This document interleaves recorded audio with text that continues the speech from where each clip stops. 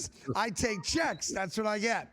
Thank you for watching. Hopefully tomorrow they'll have the studio heated, or I won't be here, and Tyrone will be solo from Jersey. Enjoy the rest of your day. Be well.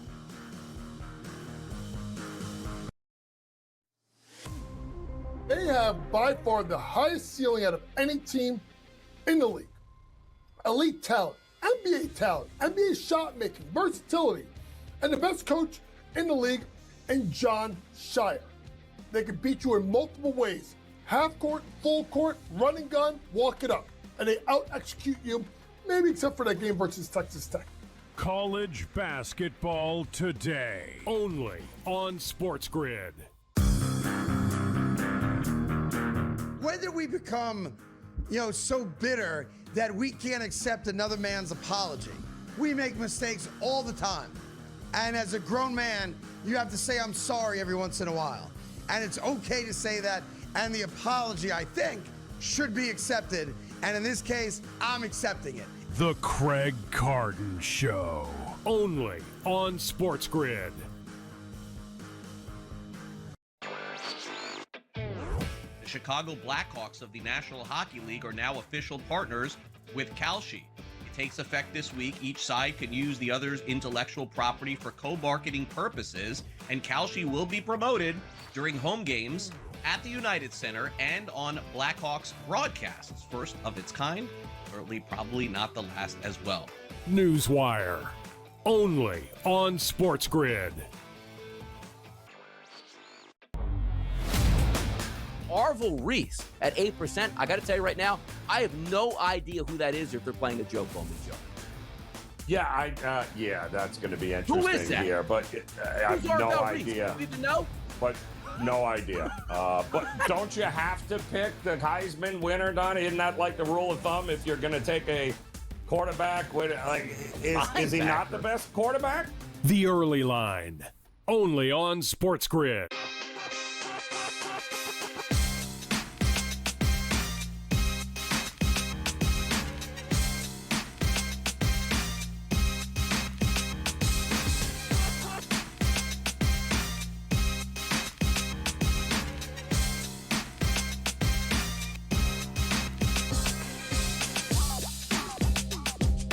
GameTime Decisions live on SportsGrid. Great to be with you on a Tuesday night. Kevin Walsh here from the Decisions desk. And we have ourselves quite the college basketball slate in store. Let me just say, though, yesterday's college basketball slate featured two of the best teams, two of the best players, and yet one of the most ridiculous decisions you will see all season, if not the most ridiculous. I had the under in Arizona BYU. There were 23 points scored in the final 2 minutes. I think that if we're putting bets into good beat, bad beat columns and land over there, that is not what frustrated me most watching that game. A.J. Dybonsa, the most talented player to ever wear the BYU basketball uniform, down one at home, a chance to hand the number one team in the country their first loss, is in the corner watching Robert Wright dribble to the basket. You might say, well, Dybonsa was 6 for 24. Yeah, Rob Wright was 3 for 15 before that. If Dybonsa handed in his uniform after the game and said, I'm going to go just do a bunch of workouts until I'm drafted inside the top 3 in June, I'd understand. I feel bad for those who bet BYU, but that is the most deserved loss of the college basketball season with what the Cougars did on that final play. We'll see what our coaches have in store tonight in a big matchup in the Big Ten between two top 5 teams. It is Michigan, it is Nebraska, where the Wolverines right now are double-digit favorites and climbing. Those 10.5s are looking gone with 11.5 jumping out in the market. Is there a 12 Can I get a 12 out in the market? My goodness, 12.5. How do we get a number like this? We'll break that down a little bit for you. The kind of build up into this game. What I will say about Nebraska, what is so interesting about the Cornhuskers, is they are not Miami of Ohio.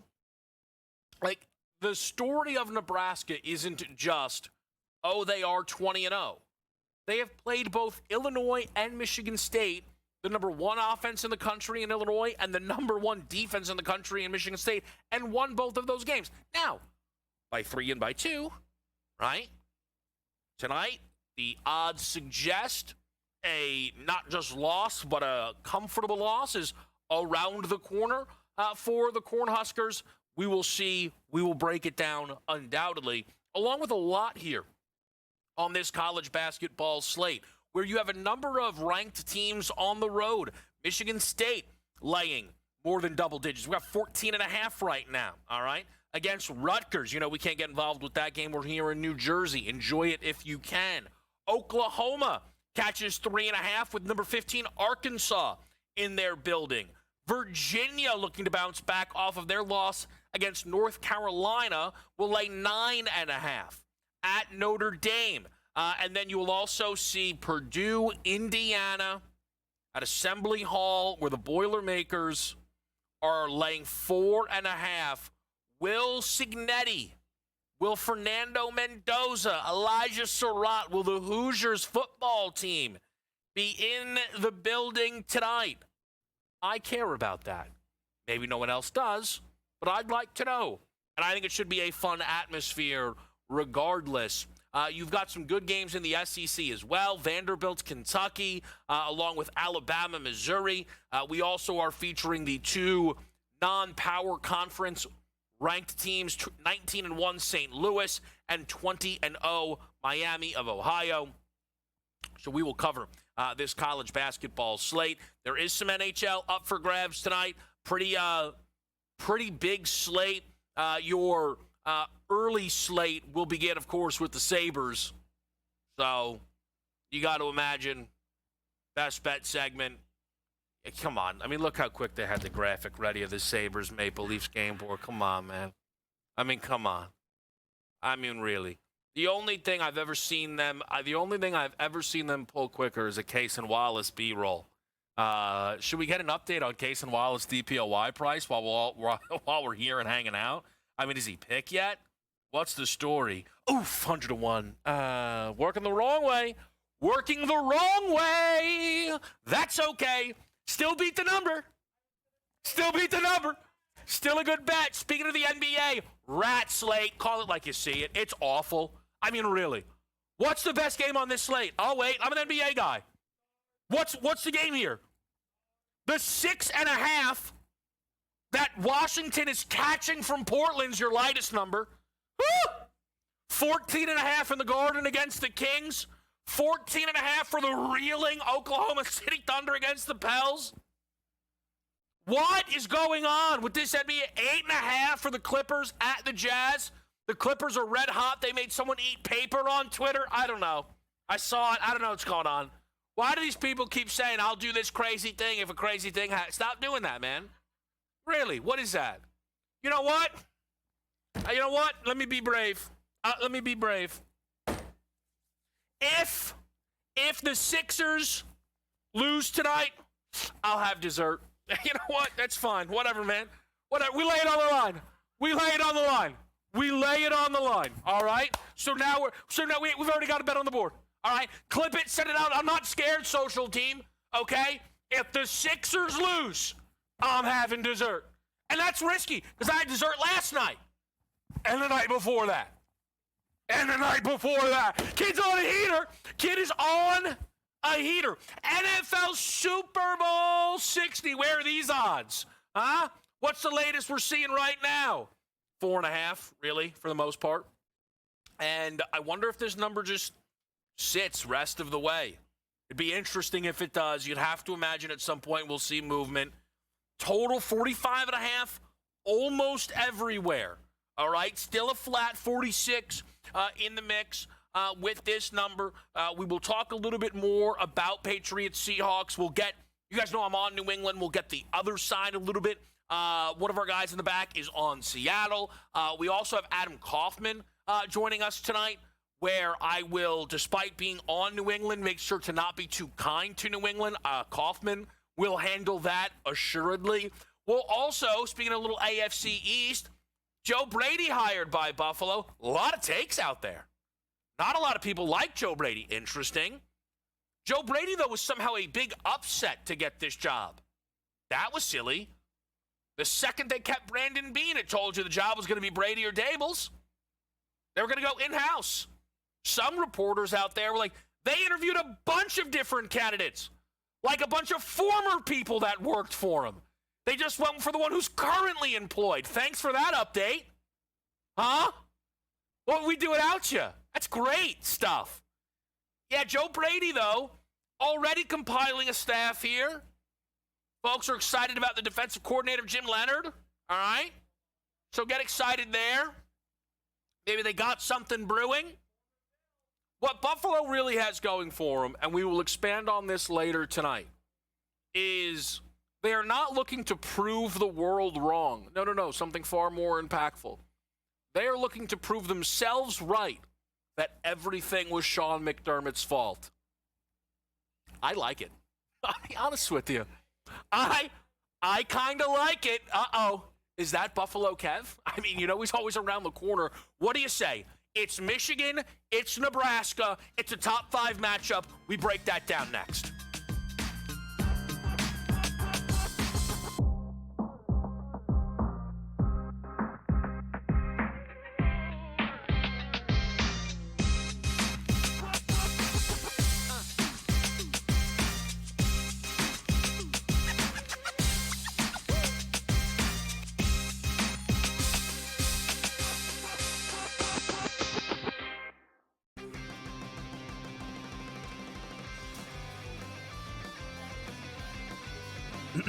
Class is in session.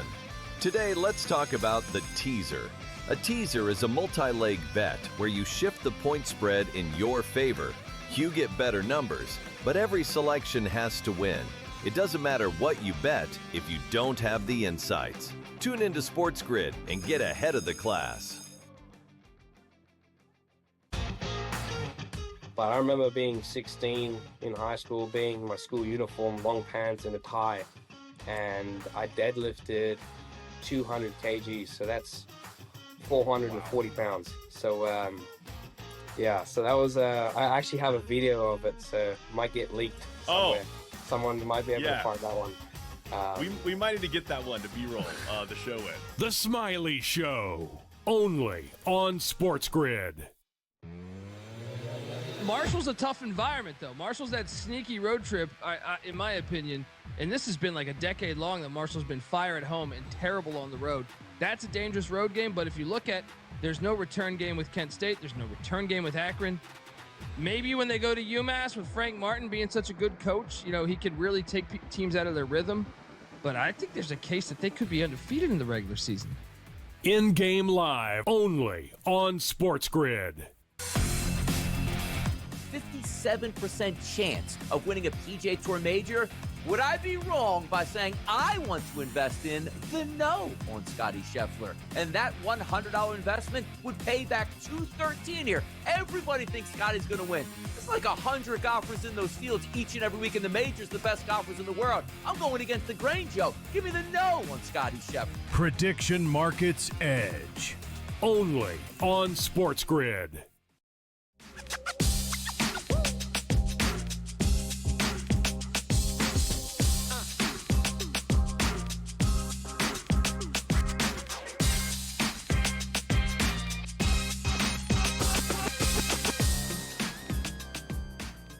Game time decisions with you on a Tuesday night. Michigan-Nebraska is absolutely the main event on this slate. Top 5 battle where a 20-0 basketball team is catching 10.5, 11.5, 12.5 in spots. This is why I think especially in college sports, the betting is so beautiful because it gives us so much more information going into the game. And it's funny because Michigan has had such huge wins that they're still ranked as one of the 3 best teams despite having a loss. But, we're not too far away from a world where Nebraska's ranked 3rd, Michigan's ranked 5, Michigan wins the game as an 11-point favorite. Michigan upsets Nebraska.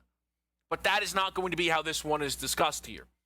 And it's maybe not how this game is going to be bet. We'll play spoiler on some of the best bets from the team because I got to respect it. Behind the scenes, AJ steps right up to the podium. His best bet tonight is Michigan minus 11.5. And this number is just continuously working towards the Wolverines, as we have said. So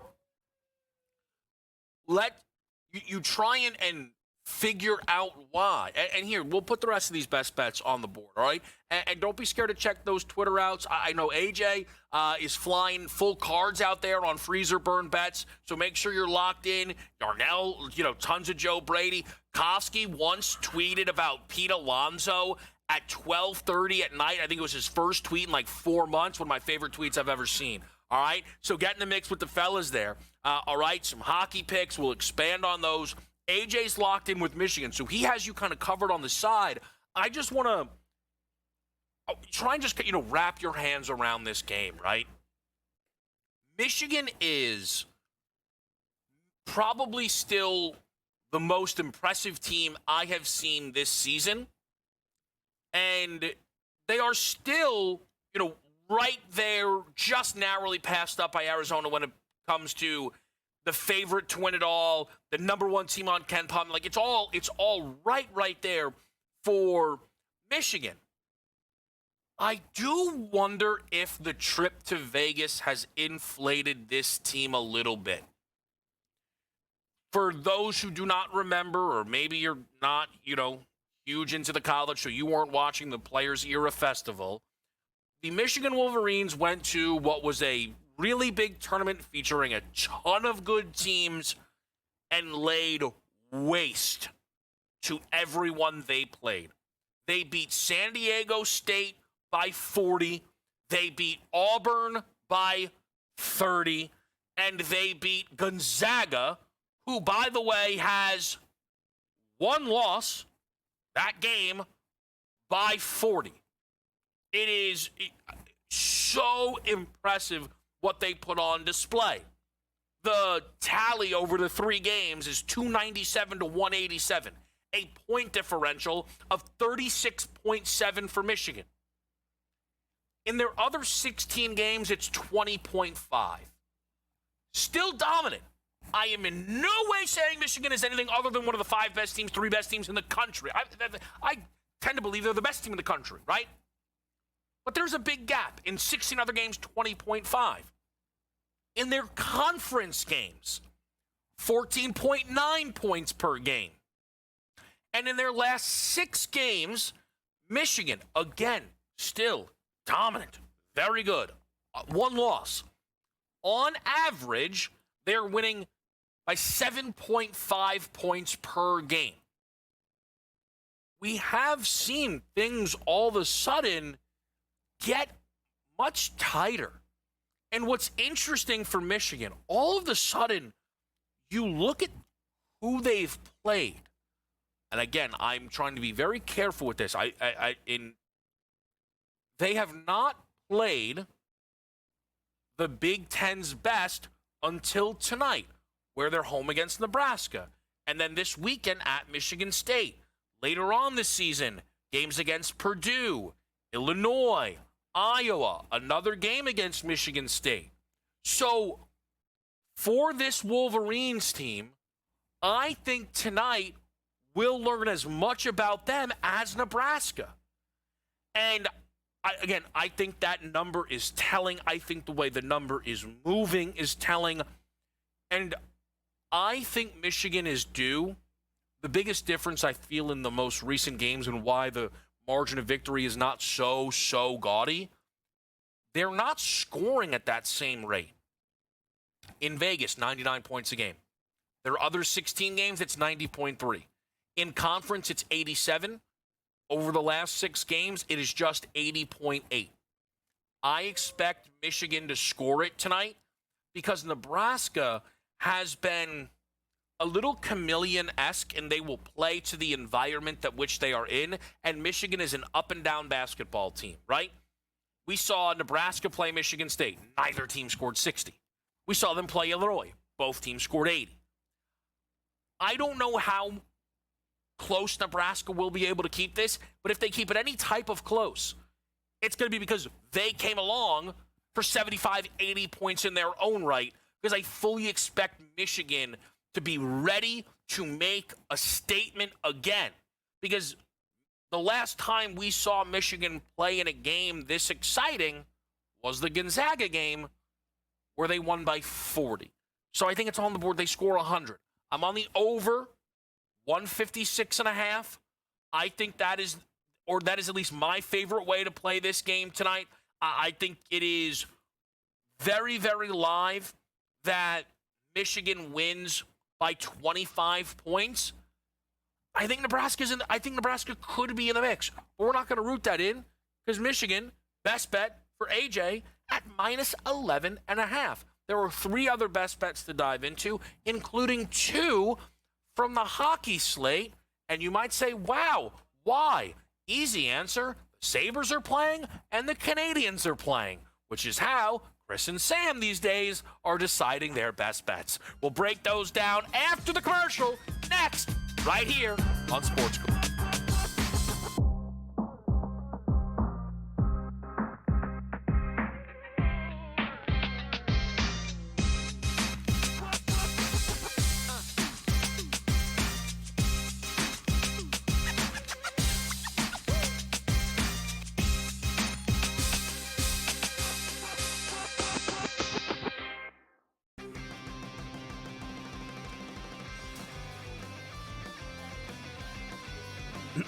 Class is in session.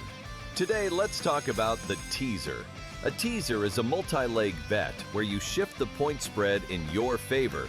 You get better numbers, but every selection has to win. It doesn't matter what you bet if you don't have the insights. Tune into SportsGrid and get ahead of the class. But I remember being 16 in high school, being in my school uniform, long pants and a tie, and I deadlifted 200 kgs, so that's 440 pounds. So yeah, so that was I actually have a video of it, so it might get leaked somewhere. Someone might be able to find that one. We might need to get that one to B-roll the show in. The Smiley Show, only on SportsGrid. Marshall's a tough environment, though. Marshall's that sneaky road trip, in my opinion, and this has been like a decade long that Marshall's been fire at home and terrible on the road. That's a dangerous road game, but if you look at, there's no return game with Kent State. There's no return game with Akron. Maybe when they go to UMass with Frank Martin being such a good coach, you know, he could really take teams out of their rhythm. But I think there's a case that they could be undefeated in the regular season. In-game live, only on SportsGrid. 57% chance of winning a PGA Tour major. Would I be wrong by saying I want to invest in the no on Scotty Scheffler? And that $100 investment would pay back $213 here. Everybody thinks Scotty's going to win. It's like 100 golfers in those fields each and every week in the majors, the best golfers in the world. I'm going against the grain, Joe. Give me the no on Scotty Scheffler. Prediction Markets Edge, only on SportsGrid.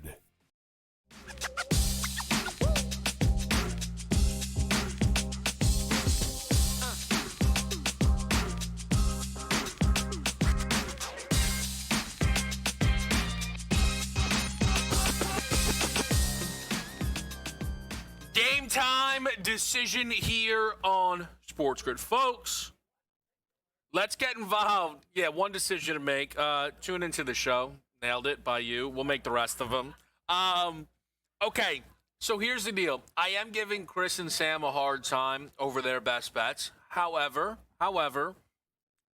Yarnell gets kind of carte blanche. All of a sudden, he's hot on these goal scorers, driving me nuts. Mikey G yesterday finds the back of the net. So Zach Benson steps up to the plate tonight for a record a point prop at plus 125. Chris with a Montreal over at 6.5. His Canadians really need to bounce back. They've dropped 2 in a row heading into this game. We'll see if they can. I, as you can see there, with my best bet, continue to show, without a shadow of a doubt, the most unbiased man in the history of sports media. As I lay 6.5 with Vanderbilt against Kentucky. Kentucky just on the outside looking in of the AP top 25. Kentucky on the outside looking in of KenPom's top 25. And the reality for Kentucky this season is when they are playing high-level teams, it does not go well. Saw it against Louisville, saw it against Michigan State. Hey, Kev, that was early. Okay. We saw it against Alabama. And Alabama and Vanderbilt do grade out quite similarly, except Vanderbilt is better defensively. You might say, hey, you're not giving Kentucky enough credit for their Tennessee victory. I think Kentucky has shown that they are getting better, that they are absolutely figuring it out. There's a couple of factors at play, though, with that. One, Kentucky trailed by as many as 17 in that game. So it was a monstrous comeback to make do. You get credit for it, but it's relevant. Secondly, I don't think Tennessee is that good. I don't think Tennessee is one of the 20 best teams in college basketball, quite frankly. And also Mark Pope right now just owns Rick Barnes. That just at least within the regular season. I know last year Kentucky's actual season ended at the hands of Tennessee, so that's probably a bridge too far. But 3 consecutive, 3 for 3 in the regular season against UT. He's got something going clearly in that matchup. Vanderbilt, look, they had this tough run where they lose at Texas, road, SEC, tough. They host Florida, who on their day is one of the 5 best teams in the country. Florida right now is struggling to be on their day each and every day, which is what the best teams in the country do, and they're just not doing right now. Then they get smashed at Arkansas on the road. But that win at Miss State, it shows that they're ready to put up another one of their big performances. I think Vanderbilt puts that up here tonight. And I'm playing 2 other sides in the SEC. I'm going to take the 3.5 with Oklahoma. I think at 3.5, taking the points is worth it. That gets you, the possession of breathing room here, where it sometimes is difficult in college basketball where you want to back the home team and you feel like there is value, but things are shaded so heavily to them. Right? Like if you just kind of close your eyes, it's like, hey, 20-0 Arizona went to BYU and won by 3 points. Did BYU cover? No. Right?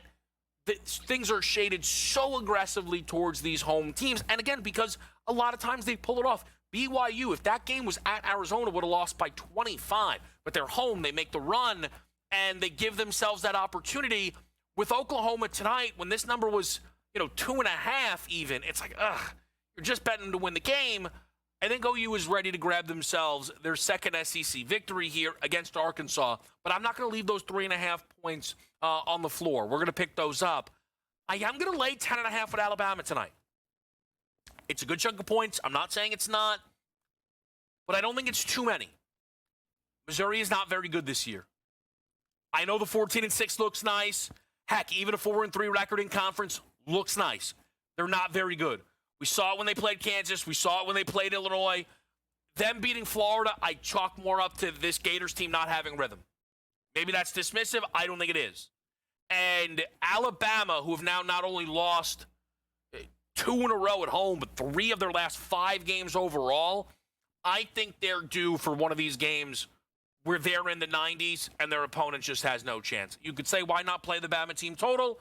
I'm happy to lay the 10.5. I think the team total can get there, certainly. But we're on Bama, Vandy, and OU in the SEC tonight. If you want to bet some hockey, George Kurtz is going to stop by and help us get you ready next.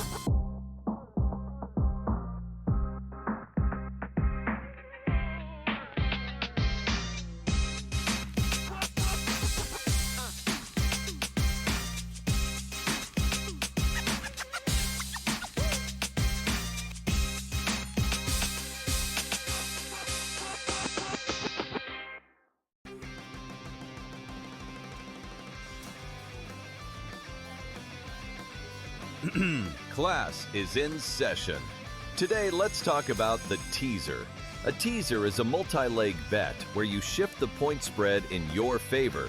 You get better numbers, but every selection has to win. It doesn't matter what you bet if you don't have the insights. Tune into SportsGrid and get ahead of the class. But I remember being 16 in high school, being in my school uniform, long pants and a tie, and I deadlifted 200 kgs, so that's 440 pounds. So yeah, so that was I actually have a video of it, so it might get leaked somewhere. Someone might be able to find that one. We might need to get that one to B-roll the show in. The Smiley Show, only on SportsGrid. Marshall's a tough environment, though. Marshall's that sneaky road trip, in my opinion, and this has been like a decade long that Marshall's been fire at home and terrible on the road. That's a dangerous road game, but if you look at, there's no return game with Kent State. There's no return game with Akron. Maybe when they go to UMass with Frank Martin being such a good coach, he could really take teams out of their rhythm. But I think there's a case that they could be undefeated in the regular season. In-game live, only on SportsGrid. 57% chance of winning a PGA Tour major. Would I be wrong by saying I want to invest in the no on Scotty Scheffler? And that $100 investment would pay back $213 here. Everybody thinks Scotty's going to win. It's like 100 golfers in those fields each and every week in the majors, the best golfers in the world. I'm going against the grain, Joe. Give me the no on Scotty Scheffler. Prediction Markets Edge, only on SportsGrid.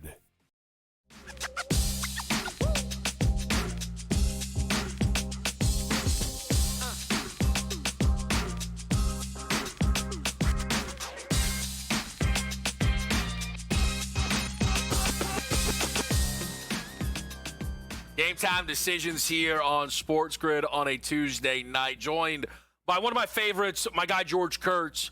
I'm glad, George, you could join us on a Tuesday. Great NBA slate. I'm sure you're dying to bet the NBA. I couldn't help myself. George, I'm just going to tell a quick story. George and I once worked an in-game live together during, I think it was the bubble NBA. I believe it was a Magic Bucks game. And it was a total blowout, but George's like, whatever, just give me something to bet. I'm like, let's just take the live over. And I can't even remember. It's just some absolute backup scrub hit a three to get George on the live total. And George's like, all right, this NBA, not too bad. I can get into this. So if you give George an NBA pick, he's down to get involved. Outside of that, he's going to stick to the ice. It's funny now you bring that up. I remember that. Yeah, and it was during the bubble that we had to do that. So, I don't think I would have remembered hitting the three, but I do remember winning the bet here. Listen, Ranieri's given me some bets to on the NBA when it's been a slow night. I've done stuff with Gabe as well and Cam. They say, you got to bet this. All right, fine. We'll see what happens here. But yeah, that is hey, when you win, it's a good story. When you lose, not so much. Yeah, I would have thrown it out had it not come in. So, George, it's a pretty packed NHL slate tonight with a lot of games starting in this 7 o'clock window. Panthers games always jump out, home favorites against the Mammoth. What in the early portion of this slate here is standing out to you? Well, you know what I look at, right? We talk about this on every Tuesday. I'm looking at the backup goaltenders of the teams that played the night before. Now, there was only 4 games last night, so we're not going to get a lot of back-to-back situations here, but we are getting the backup goaltenders again. You start with the Mammoth here. All right, we're not getting a Vizmelka in net. We're getting Vanacek. Florida's going with the starter and Bobrovsky, so it's hard not to want to go with Florida, but you're paying a price. I don't love paying $1.54, Kev. I really don't. Not with Florida. It's been better, but not quite that team yet. They're not quite that back-to-back Stanley Cup team here. I haven't bet this game yet. I'm toying with the idea of taking the plus 128. Just do it so that Cam Stewart. That it's going to be a game that the dogs bark here. So I'm probably going to go in that direction. I do like the Nashville Predators tonight. Technically, they're a dog as well. That is what I'm picking against Boston. They played last night. So I'll go with Nashville here. Slight dog, minus 108. Boston's minus 111 here. I also like the Winnipeg Jets over the New Jersey Devils in a lower scoring game, but you're paying the price at minus 114. I like unders tonight, Kev, which is unusual for me. I'm an over guy, but there are several unders I like tonight. The problem is you're paying for them all, so everybody likes the unders here. The only over I like in the early slate, Buffalo-Toronto. There's got to be goals coming in Buffalo-Toronto. George, do you ever play I don't know, 2-3 games, all 7.5 under kind of situation, and bring some of these totals together? Is that something you'll do on a night like this? It's probably more on a shorter night for me. I don't need to do that on a bigger night. My problem is actually this with all unders, by the way, Kev. This is not the hockey of 10 years ago or 20, 30, whatever, where they they pulled the goalie with a minute left. They pull the goalie now with 7-8 minutes left. All right, Patrick Roy, the head coach of the Young, has done that several times here. You can get multiple empty net goals, and if they score a goal while pulling the goalie, and they were down by 2, now down by 1, you can get 3 goals as far as the empty net is concerned here. So that scares me a little bit. I'm an over guy anyway. This is not just the hockey. All right, we're talking baseball, I like the overs, football, we all like overs because we can win those early. I mean, we can know, hey, 2 hours of the game, we won. Over, cash, great. Got money in my account here. So that's why we like overs here. But the NHL, the game has changed because of those empty net goals. And let's face it, we only remember when the empty net screwed us, not when it really helped us. So it works both ways. That's just the way it is. Yeah, George, late night, 2 games on the West Coast, the Canucks and the Sharks, and then you've got the Kraken hosting the Capitals. Are you going to be involved in either one of those? Listen, the Canucks are not a good team. All right. We know Demko, it was announced today they're starting goaltender. He's out for the year. We sort of knew that anyway, but they're done here. Now they're looking to trade Evander Kane. Vancouver's everything must go. All right, they're going to trade as many players as they can here. I think that distracts the team. I do. And we're getting a nice price on San Jose. I'm just looking at here, -126. And I think they're going to win the game. I'm definitely going to be on San Jose tonight. I kind of do want to go with the over there. I think I mentioned to you before. San Jose Sharks, Colorado Rockies of the NHL. They're going to play high-scoring games. That's what they do. They're a good young offensive team. Defense still a work in progress here. So I'm most likely going to take the over here. But once again, you're paying for it. -122. So I haven't taken it yet. Maybe if I do really bad in the first couple of games, I might stay away from this, or I might put more money on it. We'll see. But I'm liking the over and the San Jose Sharks. I love that. That is as honest as it gets.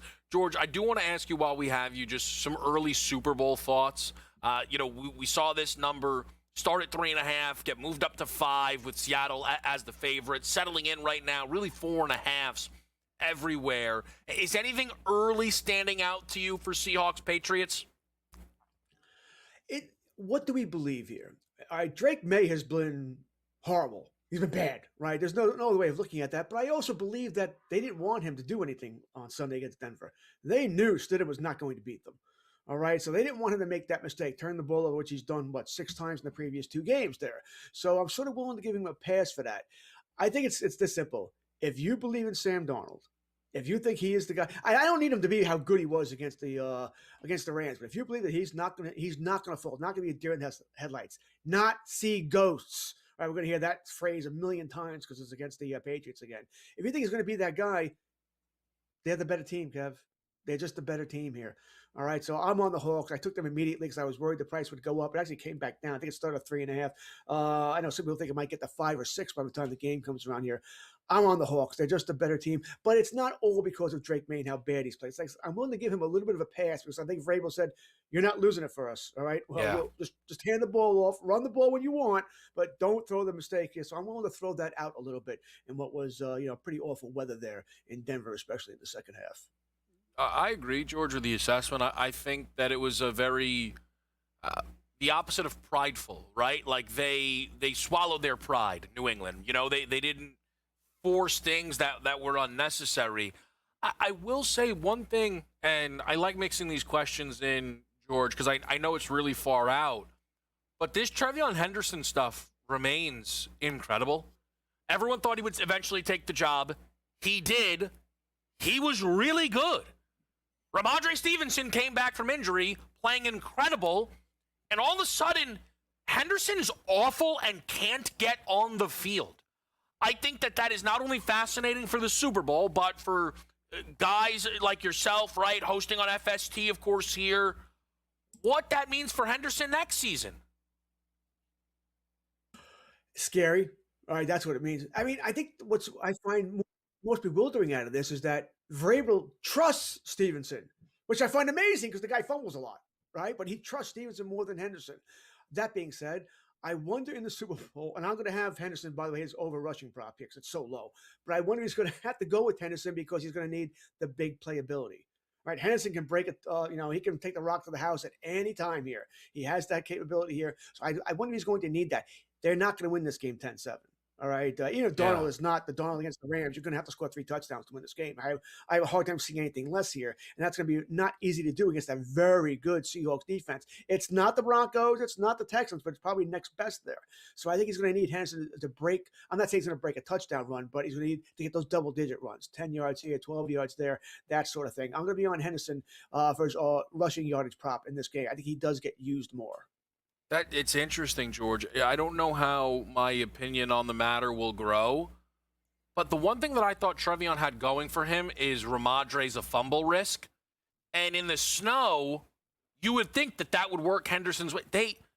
George, 60 snaps for Stevenson to 4 for Henderson in that game against Denver. I never would have thought that would have been the case. And it's the Super Bowl, right? Like, I'm not saying he's not going to see the field, but he's not the better pass-catching back somehow, also. I don't know how that was. I don't know, man. It's an interesting one. George, we appreciate it, as always. Best of luck on the ice tonight. Thank you so much, everybody. Everybody have a great night. Enjoy that Peruvian food out there, George. We have got some more Super Bowl breakdowns coming up for you on a Tuesday night on Sports.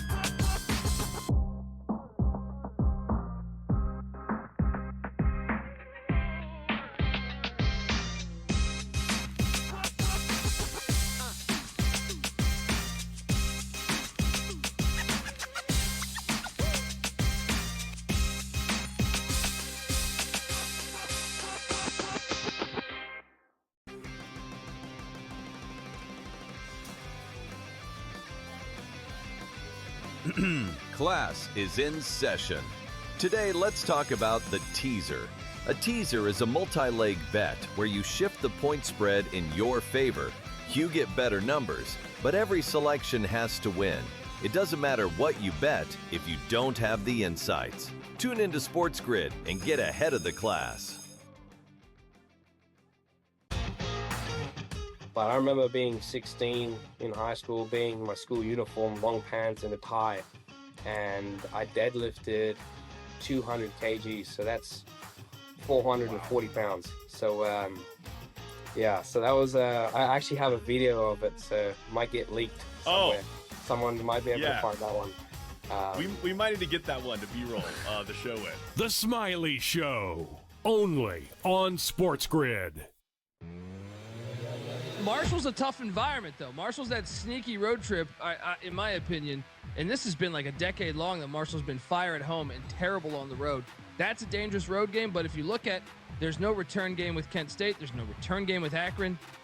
Maybe when they go to UMass with Frank Martin being such a good coach, he could really take teams out of their rhythm. But I think there's a case that they could be undefeated in the regular season. In-game live, only on SportsGrid. 57% chance of winning a PGA Tour major.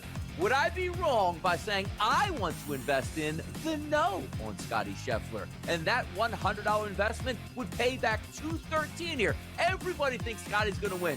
It's like 100 golfers in those fields each and every week in the majors, the best golfers in the world. I'm going against the grain, Joe. Give me the no on Scotty Scheffler. Prediction Markets Edge, only on SportsGrid.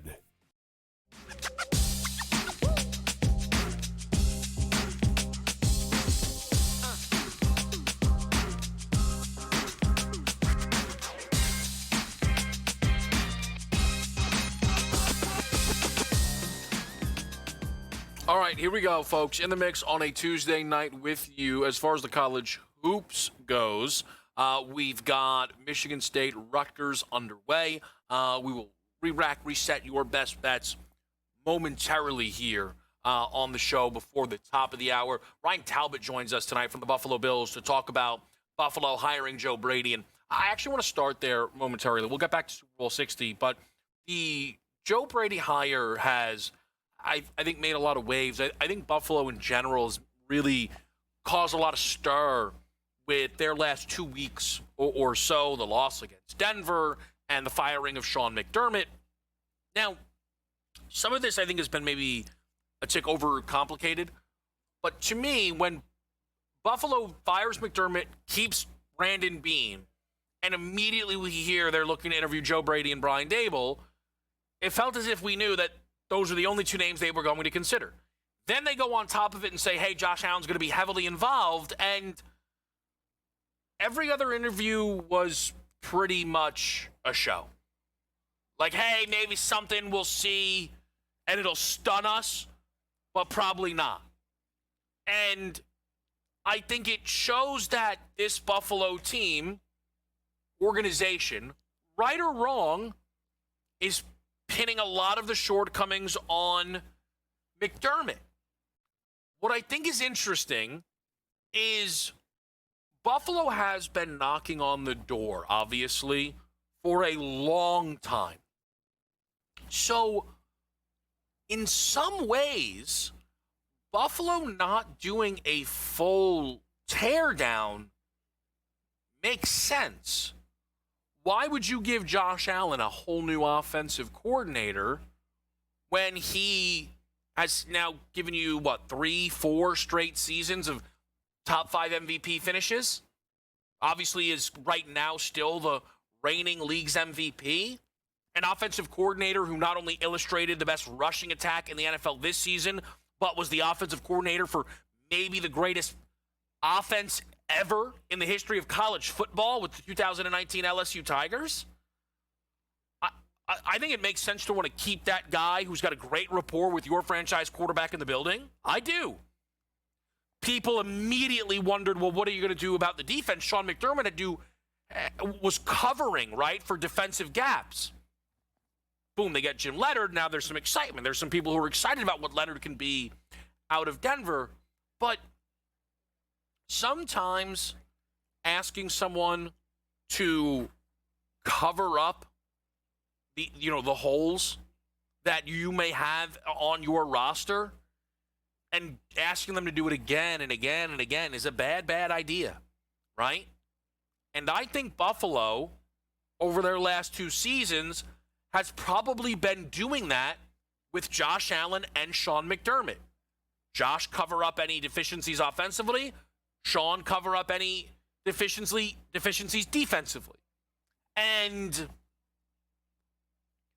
I think you are going to see the biggest change from Buffalo this year come within their offseason approach. I think Brandon Beane is going to turn the heat up to 12 and make big moves, aggressive moves. The Bills, I think next year will be the most all-in team in the entire NFL. And that matters more than keeping the status quo of Sean McDermott, or even it matters more than tearing the whole thing down and starting up anew. I don't know if I would feel comfortable with either of those things. The Buffalo Bills roster does rank as one of the 10 best in the league, but you could question where it ranks outside. If outside of the quarterback position, you probably wouldn't be happy with it, right? If you were Buffalo, if you were this organization, I think it projects now next year to rank as one of your 5 best rosters in football because they're going to make sure it does. They're going to make sure of it. That Josh, who this year it felt like was playing on his worst roster in some time, next year will be playing on his best roster in some time. And this isn't new for me personally.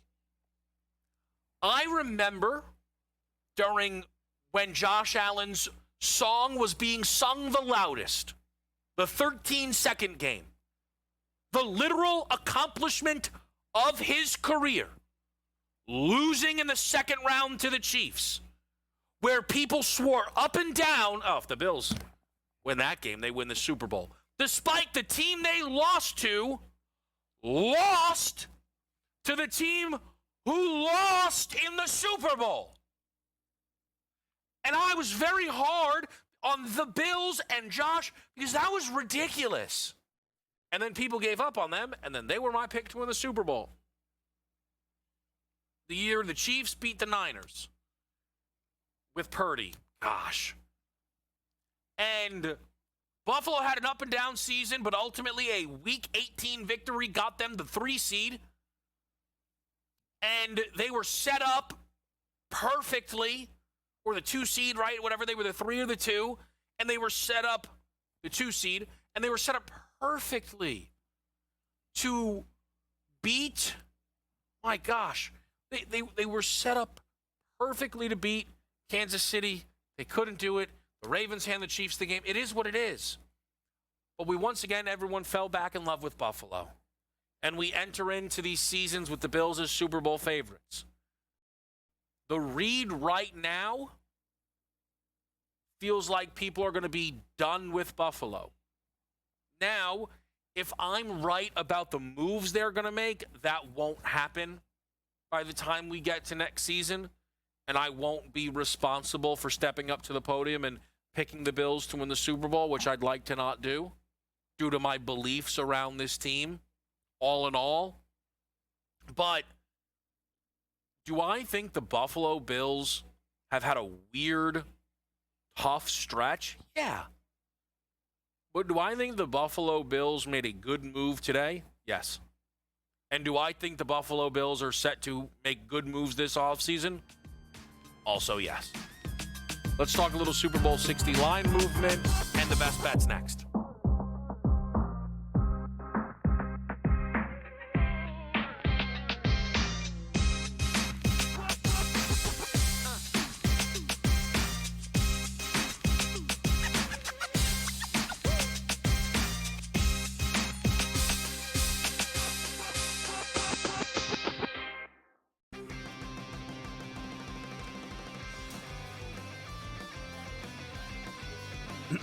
Class is in session. Today, let's talk about the teaser. A teaser is a multi-leg bet where you shift the point spread in your favor. You get better numbers, but every selection has to win. It doesn't matter what you bet if you don't have the insights. Tune into SportsGrid and get ahead of the class. But I remember being 16 in high school, being in my school uniform, long pants and a tie. And I deadlifted 200 kgs, so that's 440 pounds. So, yeah, so that was, I actually have a video of it, so it might get leaked somewhere. Someone might be able to find that one. We might need to get that one to B-roll the show in. The Smiley Show, only on SportsGrid. Marshall's a tough environment, though. Marshall's that sneaky road trip, in my opinion, and this has been like a decade long that Marshall's been fire at home and terrible on the road. That's a dangerous road game, but if you look at, there's no return game with Kent State. There's no return game with Akron. Maybe when they go to UMass with Frank Martin being such a good coach, you know, he could really take teams out of their rhythm. But I think there's a case that they could be undefeated in the regular season. In-game live, only on SportsGrid. 57% chance of winning a PGA Tour major. Would I be wrong by saying I want to invest in the no on Scotty Scheffler? And that $100 investment would pay back $213 here. Everybody thinks Scotty's going to win. It's like 100 golfers in those fields each and every week in the majors, the best golfers in the world. I'm going against the grain, Joe. Give me the no on Scotty Scheffler. Prediction Markets Edge, only on SportsGrid.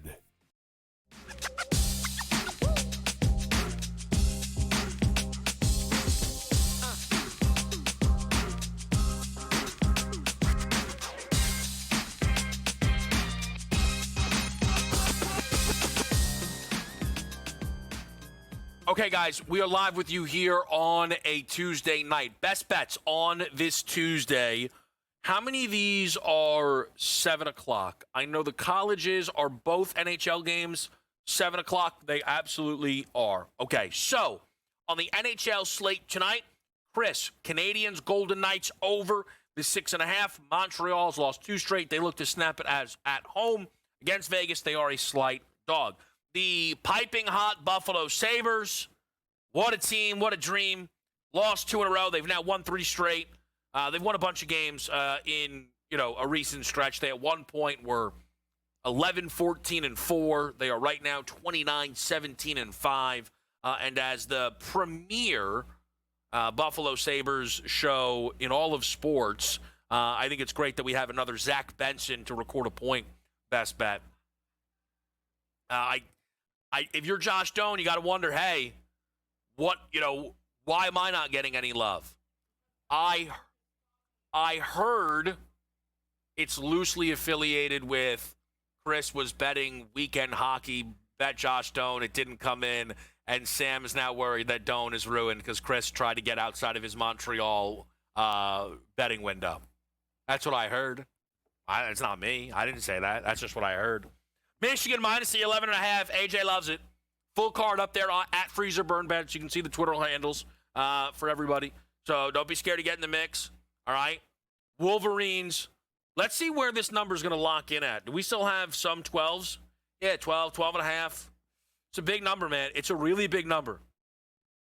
I think what's so interesting is if for those who are laying the 11.5, is it more about Michigan or Nebraska?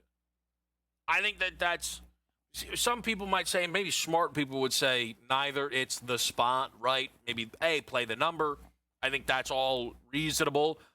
But I just wonder how many people are saying, I'm telling you Nebraska is going to get smashed eventually. And I wonder how many people are just like, no, Michigan is this good. Like, they're the best team in the country, and they're going to put it on display tonight. I like this game to go over the number. I bet that at 156.5. It does look like the over in a few spots has been hit, 157, 157.5. But you can still get 156 on a hook on both FanDuel and DraftKings, it looks like. So still plenty of runway there for you to get involved with that total at the same exact price that I did get involved with that total as well. There is also a 7 o'clock tip for me with another college basketball game that I am betting, which is Oklahoma and Arkansas.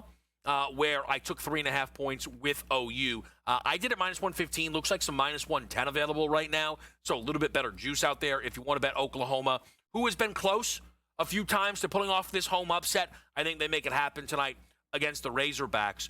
Quickly, though, before we do get to the top of the hour, we'll talk a little more Buffalo Bills. Ryan Talbot joins the show, get his take on everything going on around Buffalo. The latest around the odds with Super Bowl 60, a 4.5-point spread. Really, anywhere that you look, this is the number that we are seeing right now. And we spoke yesterday to Brady Cannon about this game. And I said, hey, do you think it's more likely we go to 4, down to 4, back up to 5?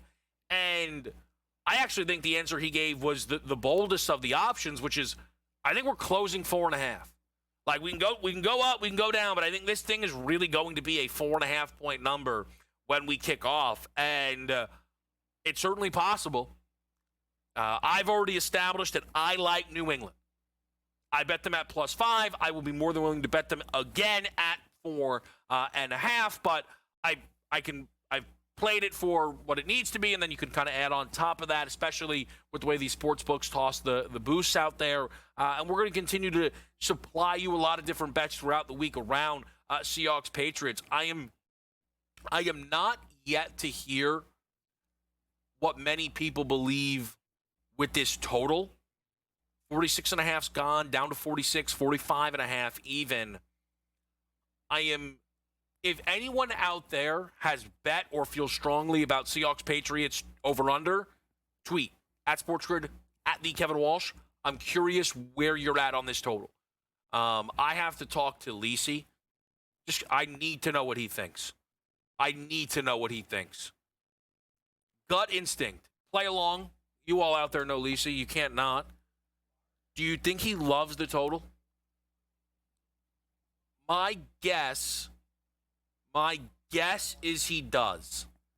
I could be wrong. My guess is he will. And I am really, really excited to find out. I am excited to talk to Ryan Talbot. I am excited to see what the people of Buffalo think about Joe Brady. We're going to find out next right here on SportsGrid.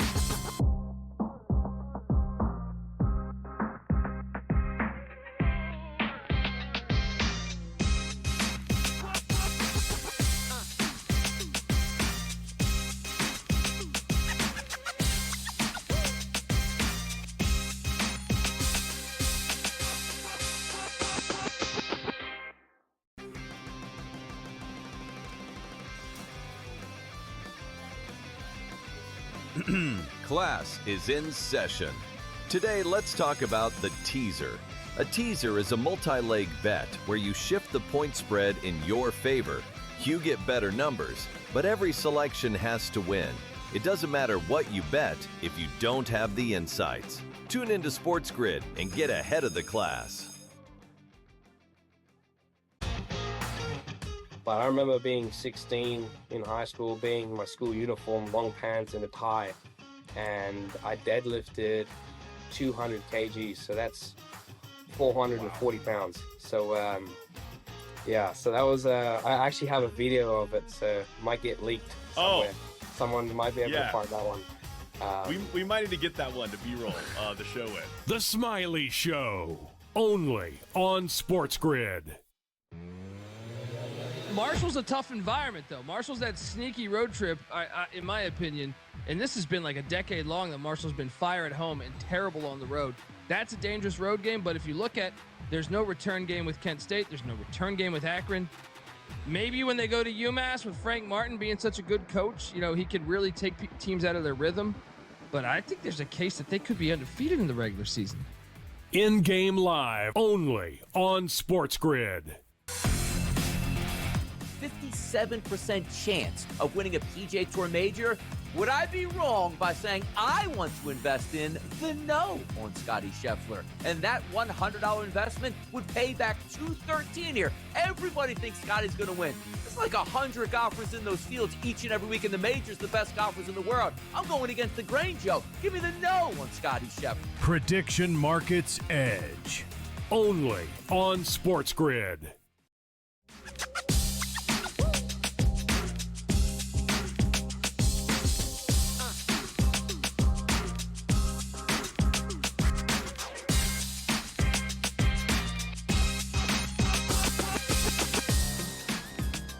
Game time decisions live on SportsGrid. And right now, in the National Football League, arguably the most discussed team, not the Pats, not the Seahawks, it is the Buffalo Bills. So someone who discusses Buffalo and covers the Buffalo Bills for a living is Ryan Talbot. Does a fantastic job. You have been on this beat, Ryan, for years, and you are being handed probably one of the crazier times in recent memory with the Buffalo Bills. Give me an idea of this Joe Brady news, how it landed for you and people you've spoken to naming their head coach. Yeah, it's been a bit surprising, if I'm being honest. The Bills interviewed 9 different coaches for this head coaching position after moving on from Sean McDermott. Joe Brady was the first to go, and he was drawing interest elsewhere. He interviewed for some head coaching positions, had 2 interviews with the Raiders, was set up to potentially be the Ravens OC if he didn't get this Bills job. So it'd be naive to say that he wasn't drawing legitimate interest around the league. But we just sat here less than a week ago with this press conference with Brandon Beane and Terry Pagula, where they essentially said they had great players, but not good enough coaching to get them over the hump. So what do? They promote from within for their next head coach. Yeah, that decision for me, I felt was a little less surprising because they kept Brandon Beane. It felt as if that decision, I thought Dable and Brady were by far and away the favorites with that decision to keep Beane. Do you feel that, or people, I don't know if over it's the right word, but I feel like with McDermott being fired, what most people were bothered with is that it didn't come with Brandon Beane losing his job. Is that still the focus for a lot of people in Buffalo? I think it's still the focus for a lot of people in Buffalo, because when you look at this roster this year, the injuries, the depth, the cap situation that they're currently in, a lot of that falls on the shoulders of the general manager not making a move at the trade deadline. When you find out they were trying to land a Jalen Waddle, and they were in on Rashid Shaheed and other players like that, but they just couldn't get any of those deals done. From a one-year perspective, I could argue that this was Sean McDermott's best coaching season based on the roster that he was given and the job that he did. Now, Terry Pagula said that essentially this was 9 years and he couldn't get over the hump in those 9 years. And I respect that, because as the owner, you do have to kind of look at it from that perspective too. But yeah, a lot of the fans were saying the wrong guy was fired initially. And I still think there's a lot of fans that feel like Brandon Beane somehow got a promotion out of this, where you could argue that he was the biggest issue with this team's roster construction in 2025. The thing for me, and I don't want to get too far ahead of ourselves, I guess, Ryan, but it feels as if since they've kept Beane and even elevated Beane, the person who has the most to prove in that building is Brandon Beane. And I know it doesn't come without risk, but I think it sets Buffalo up to be one of the most aggressive, star-hungry teams this NFL offseason. Would you agree? I agree completely with that. And, from promoting from within as well, you're pretty much saying that you have faith in this guy to be the person to get you over the hump. And maybe they fired Sean McDermott a year too late when they could have been after a Ben Johnson last year or a Liam Cohen. But now the Bills have to sit there and say, okay, what can we do to get this team over the hump? And it's be aggressive, add a number one wide receiver by any means, whether that's free agency, the draft, or I think most realistically, probably a trade, finding a team that maybe is looking to move on from someone. Try to repeat what they originally did with Stephon Diggs years ago to bring someone in here, because it's funny. The last 2 years, the Bills haven't had a number one wide receiver, and it hasn't looked great at all times, but Joe Brady's been first in points scored, first in scoring drive rate, first in EPA per play. He's made it work with less than ideal targets. And, in the playoffs, I'd argue that he called 2 great games against Jacksonville and Denver. They scored 30 points against the Broncos, despite multiple turnovers. If James Cook holds onto the ball, if Josh Allen doesn't fumble before halftime, they're probably in the championship game against New England. So it's funny how you look at how everything broke down. This offense really hasn't been a huge issue, and they haven't had the star power that they really need. So if they go out and get that, I really think this team can be set up for success. It's incredible when you put those Joe Brady numbers on paper or when you hear them, because I think there was a lot of people or some people, and you'll know better than me, Ryan, whose reactions to the Joe Brady hire were like, oh, is he a good coach? I'm not a Bills fan. I think that's insane. Brady has pellets on the wall. I know it's college, but you can't ignore what he did at LSU, right? The Heisman Trophy campaign, Josh Allen, the MVP season. So I think it's like, oh, they're too run heavy. Why wouldn't they run the ball with Josh Allen, James Cook in this offensive line? Why would they throw it 40 times a game? What is interesting, though, you mentioned Stephon Diggs, and the Bills, the relationship didn't end on awesome terms. And the name that I feel people always want them to go get is A.J. Brown. Again, I know it's a specific target in January, but do you think there would be any fear of how A.J. relationship-wise would translate in Buffalo? Well, sure. A lot of these wide receiver ones are alphas, and they bring that attitude and mentality with them, and that's what Stephon Diggs did. And you can argue that, that war on Josh Allen, that war on the coaching staff over time. And, Diggs just wanted to win at the end of the day. So I get his perspective as well. But, yeah, A.J. Brown, you look at how miserable he was in Philadelphia this past year. That could easily happen at whether it's in Buffalo or wherever his next stop is if they decide to part ways with him or trade him in the offseason. That's certainly a risk involved with it. And maybe the Bills do say, well, maybe we should go with free agency and add a field stretcher like an Alec Pierce, knowing that you're going to have to pay a lot of money for someone like that. But the last 5 or 6 games, once Brandon Cooks got acclimated to the system and they had a field stretcher, that made the offense go a little bit more and look a little bit better. Maybe you go all in this year's draft and you make an aggressive move up for someone that then you have for 5 years on a very team-friendly salary. I don't know what the right answer is necessarily, but that has to be priority number one for this team. We're right now talking some Buffalo Bills with Ryan Talbot. You can find him on Twitter at Ryan Talbot Bills, co-host the Shout podcast, Buffalo Bills podcast. Him and Matt Perino, again, they do a fantastic job covering this team who, amidst all this chaos, did get a piece of news that maybe calmed the waters a little bit. The defensive coordinator hire of Jim Leonhard. Ryan, what have you heard around this? Yeah, Jim Leonhard is supposedly the favorite for the defensive coordinator job here in Buffalo, and it's been well received. And not just because he's a former Buffalo Bills player, but, you go back and you look at what he did in the college ranks as a head coach, and the aggressive defenses and how he really did have a lot of success there in that regard.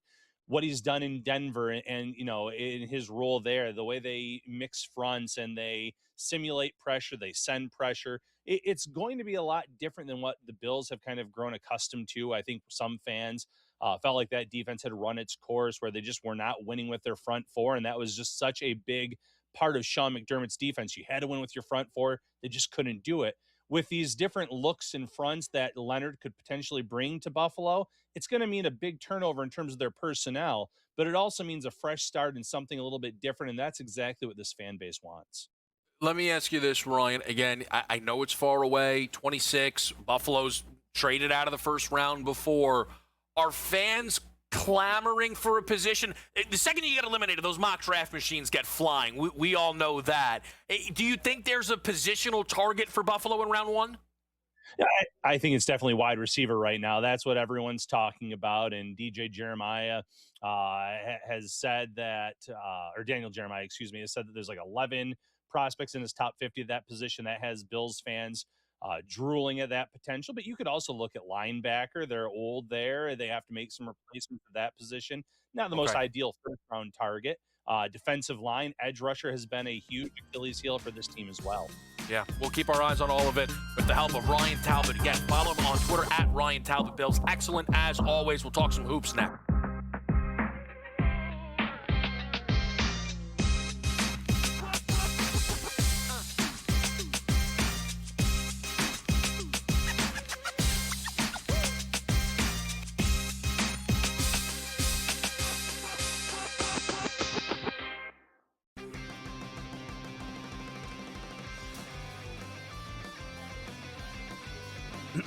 Class is in session. Today, let's talk about the teaser. A teaser is a multi-leg bet where you shift the point spread in your favor. You get better numbers, but every selection has to win. It doesn't matter what you bet if you don't have the insights. Tune into SportsGrid and get ahead of the class. But I remember being 16 in high school, being in my school uniform, long pants and a tie, and I deadlifted 200 kgs, so that's 440 pounds. So yeah, so that was I actually have a video of it, so it might get leaked somewhere. Someone might be able to find that one. We might need to get that one to B-roll the show in. The Smiley Show, only on SportsGrid. Marshall's a tough environment, though. Marshall's that sneaky road trip, in my opinion, and this has been like a decade long that Marshall's been fire at home and terrible on the road. That's a dangerous road game, but if you look at, there's no return game with Kent State. There's no return game with Akron. Maybe when they go to UMass with Frank Martin being such a good coach, he could really take teams out of their rhythm. But I think there's a case that they could be undefeated in the regular season. In-game live, only on SportsGrid. 57% chance of winning a PGA Tour major. Would I be wrong by saying I want to invest in the no on Scotty Scheffler? And that $100 investment would pay back $213 here. Everybody thinks Scotty's going to win. It's like 100 golfers in those fields each and every week in the majors, the best golfers in the world. I'm going against the grain, Joe. Give me the no on Scotty Scheffler. Prediction Markets Edge, only on SportsGrid.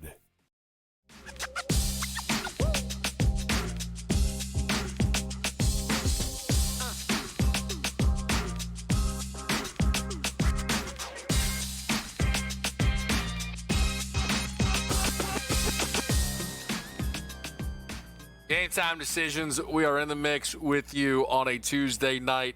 Coach James Young is here with us, host of both pro and college basketball today.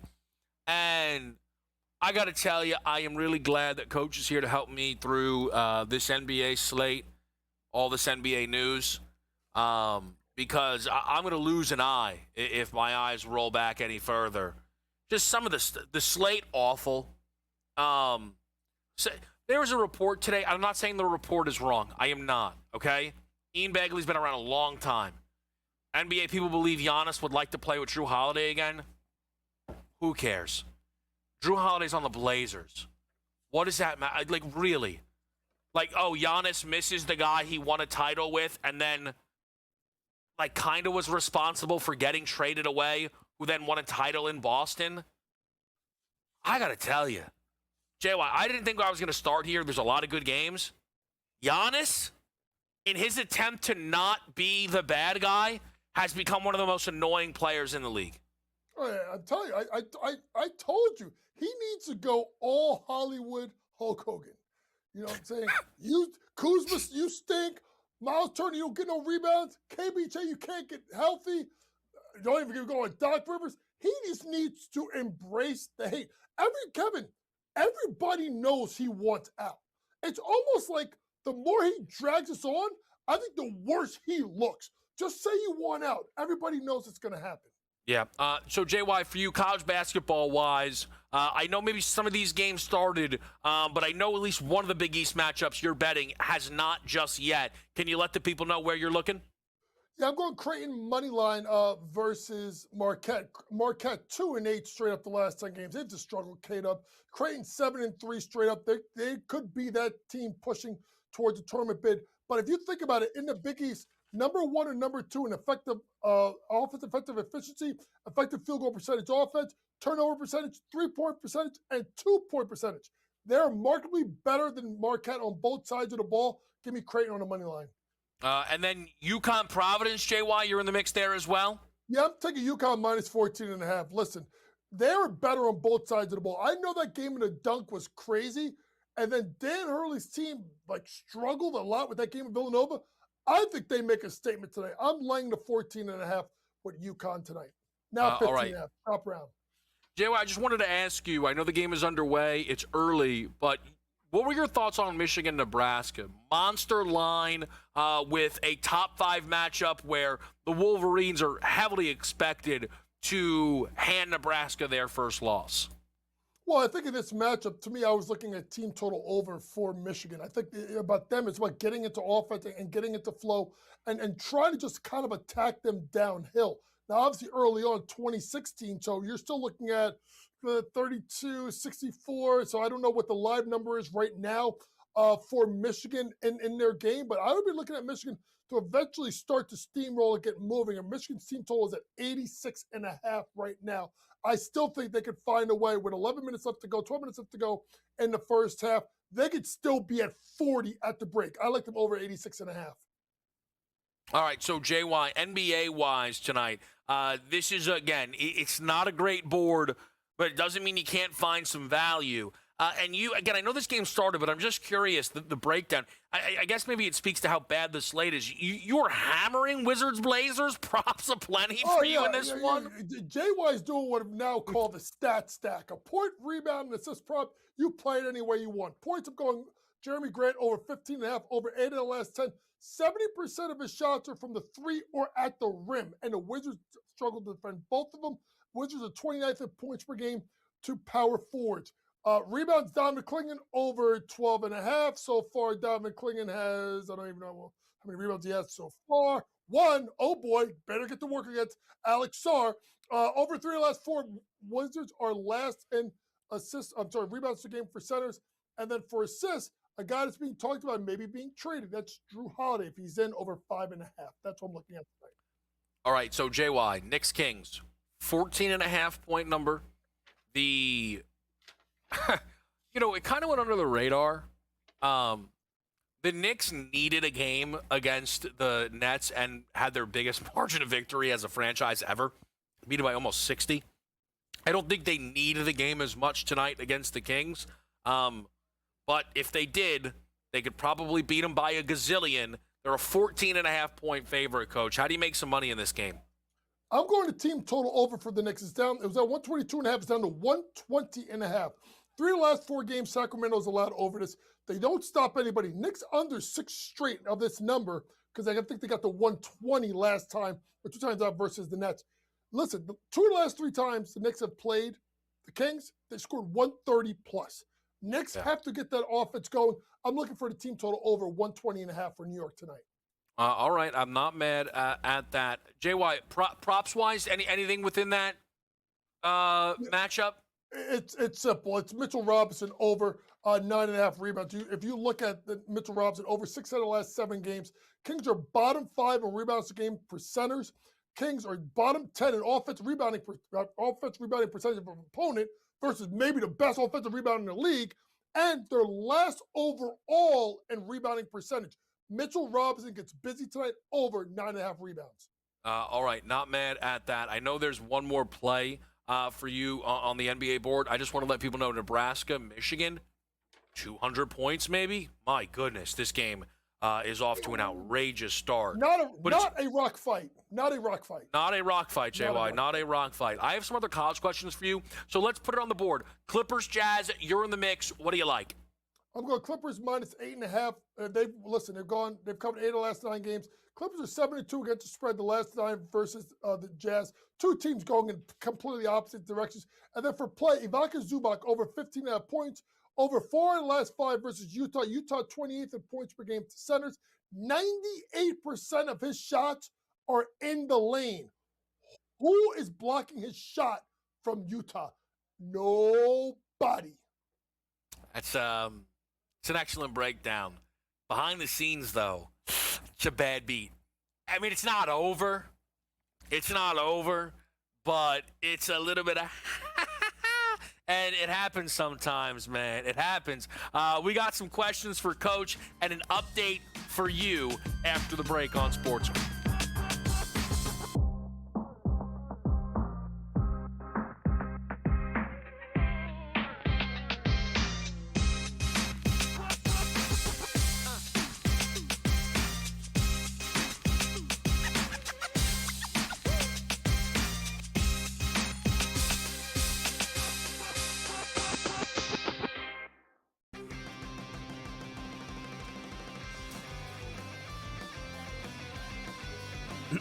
Class is in session. Today, let's talk about the teaser. A teaser is a multi-leg bet where you shift the point spread in your favor. You get better numbers, but every selection has to win.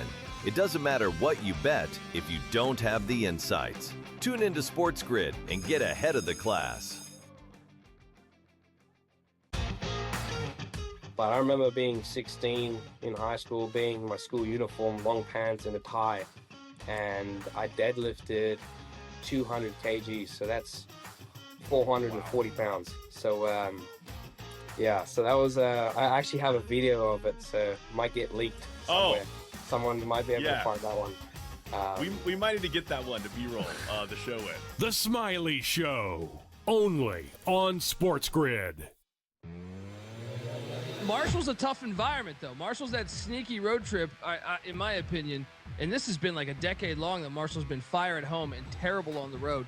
That's a dangerous road game, but if you look at, there's no return game with Kent State. There's no return game with Akron.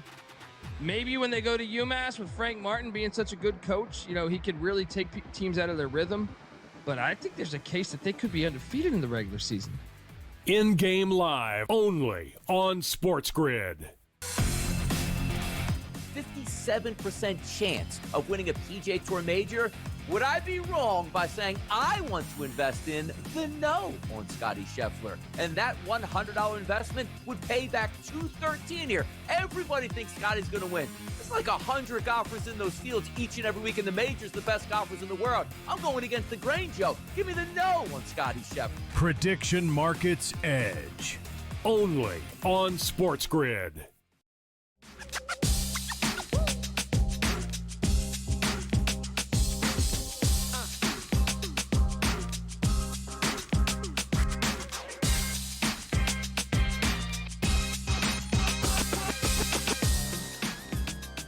All right, couple of live updates here. In the back, I don't think you'll mind me saying, AJ jumped on Michigan Live Mooney line first half, which I like because you're getting a nice little plus price there. Again, that game's going back and forth. Michigan, though, despite being a team who's known for scoring 90 a game, they actually are a defense-first team, so we'll see if they can lock in. The hockey update, people are going to think I'm being mean. I'm not being mean. I always root the boys in. I was the first guy to know that Mike Grundle scored. I Right, okay? Yasmani Grandal with a goal yesterday for the Anaheim Ducks, okay? It's not my fault, okay, that Benson Boone had a point and they took it off the board for the Sabres. That's not on me, all right? But that's what happened, and I know a lot of you out there, every night you lock in, you bet that Yarnelli best bet. So you thought you had loot, I thought you had loot, and it turns out Bagman got you. Well, we're still rooting in it. A lot of game left, all right? A lot of game left. That's what Chris is telling himself. Vegas, Montreal, a lot of game left. 1-0. Early. Nothing get crazy. Oh, JY, they bet a lot of hockey these days. Oh. I'm about to. Wait. Who? Who's this guy? Zach Benson? Wait, isn't that the guy that you know what would have been a great bit, JY? No. You know what would have been a great bit? That was Chris Benson. If you said, who is this guy? Chris Koski. Who is this? That would have been a good bit. That would have been a really good bit. I mean, That would have been a good bit. Look at Sammy Yarnell with the bow tie. I'll tell you what a handsome looking guy Wow. he is. Look at that. Man. That was nice of you. Model of the year right there. AJ, That was nice we gotta work on AJ's picture now. We gotta work on his picture. I disagree. I think AJ has a better picture than Sam. I'll come out and say it. I'm not scared of the moment. Wow. I'm not scared of the moment. I'll come out and say it. Sam doesn't look like that. That's outrageous. He hasn't worn a bow tie in 6 years. It's if not longer. I mean, it's nuts. Man. I mean, it's nuts. I don't understand. I don't understand, dog. You know, so and we had in our rundown, we had Yarnell's bow tie. So just getting to the next thing, just getting to the next thing on the docket here. When we talk prediction markets, a lot of time on Game Time Decisions. Recently, we've been focused in on the NFL coaching, rightfully so. It's a great place to be able to get a lot of information. But in the pro basketball markets, they do have the players to be traded before the deadline. And it's this long, list. But JY, I have never seen anything like this. And I am curious for someone like you who tracks, rumors and everything that's going on in the league like you do. Giannis is a guy we're watching, injured. Ja Morant's a guy we're watching, injured. Anthony Davis, injured. Jonathan Kuminga, injured. JY, are we going to end up with no one getting traded because everyone's injured?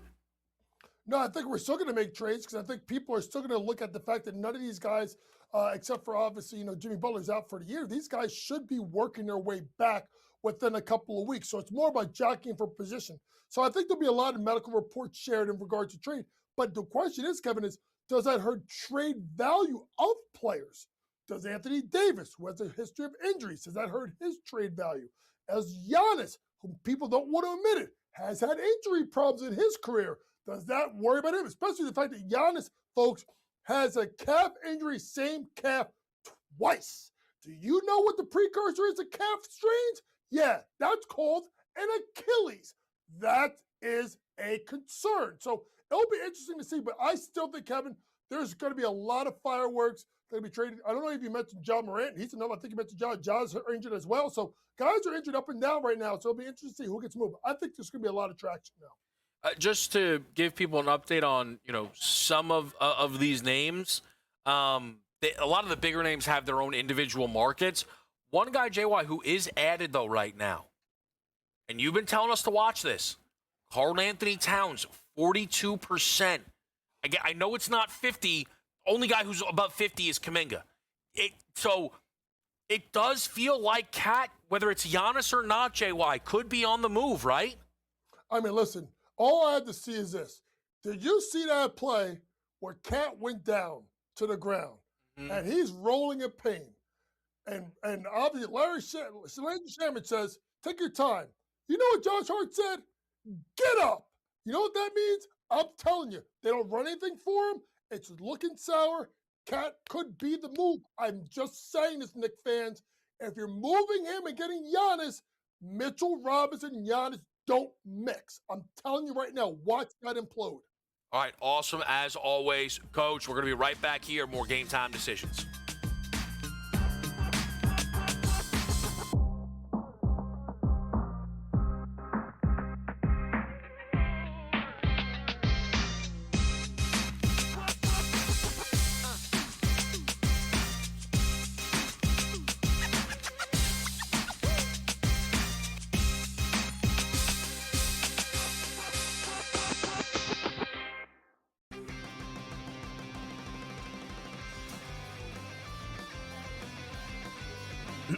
Class is in session. Today, let's talk about the teaser. A teaser is a multi-leg bet where you shift the point spread in your favor. You get better numbers, but every selection has to win. It doesn't matter what you bet if you don't have the insights. Tune into SportsGrid and get ahead of the class. But I remember being 16 in high school, being in my school uniform, long pants and a tie, and I deadlifted 200 kgs, so that's 440 pounds. So yeah, so that was I actually have a video of it, so it might get leaked somewhere. Someone might be able to find that one. We might need to get that one to B-roll the show in. The Smiley Show, only on SportsGrid. Marshall's a tough environment, though. Marshall's that sneaky road trip, in my opinion, and this has been like a decade long that Marshall's been fire at home and terrible on the road. That's a dangerous road game, but if you look at, there's no return game with Kent State. There's no return game with Akron. Maybe when they go to UMass with Frank Martin being such a good coach, you know, he could really take teams out of their rhythm. But I think there's a case that they could be undefeated in the regular season. In-game live, only on SportsGrid. 57% chance of winning a PGA Tour major. Would I be wrong by saying I want to invest in the no on Scotty Scheffler? And that $100 investment would pay back $213 here. Everybody thinks Scotty's going to win. It's like 100 golfers in those fields each and every week in the majors, the best golfers in the world. I'm going against the grain, Joe. Give me the no on Scotty Scheffler. Prediction Markets Edge, only on SportsGrid.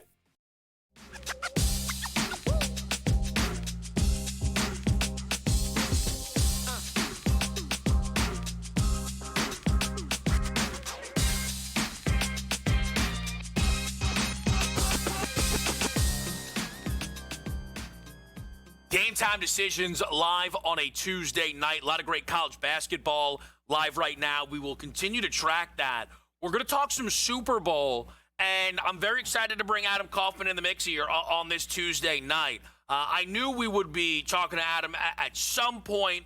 What I didn't know is I wouldn't actually be starting with the game because there's a really big story, Adam, with the Patriots over the last two and a half hours.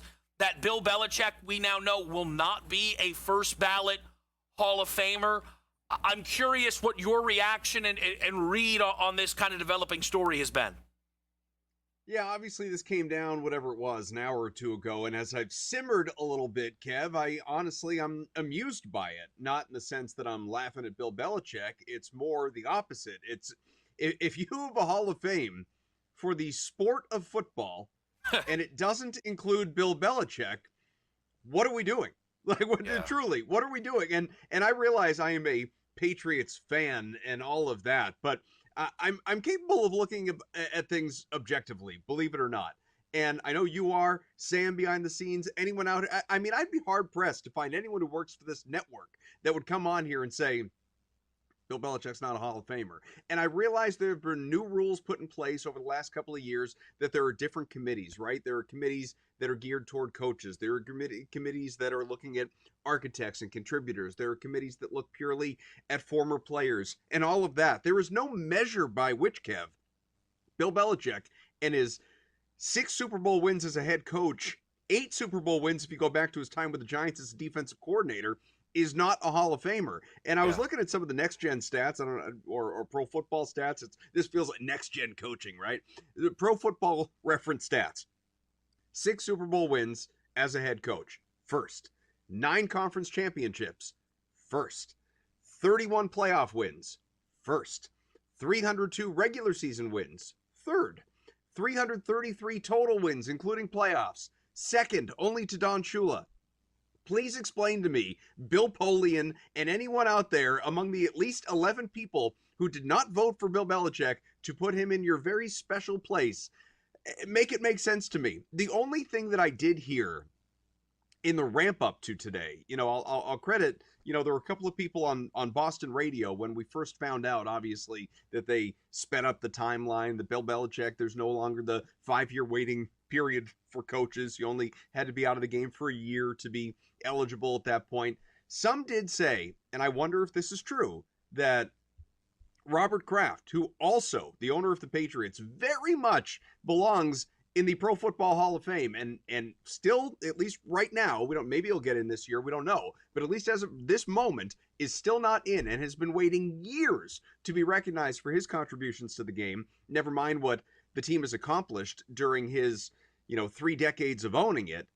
He is still waiting, and many have theorized Spygate, Deflategate, some of the various scandals along the way, were those held against him? And if so, how could you let Bill Belichick in on the first ballot without being viewed as a hypocrite and holding that same stuff against Belichick? I'm not excusing it. I think it's all stupid. Kraft should have been in a long time ago, and it's going to be a travesty if this guy should happen to pass before he is inducted.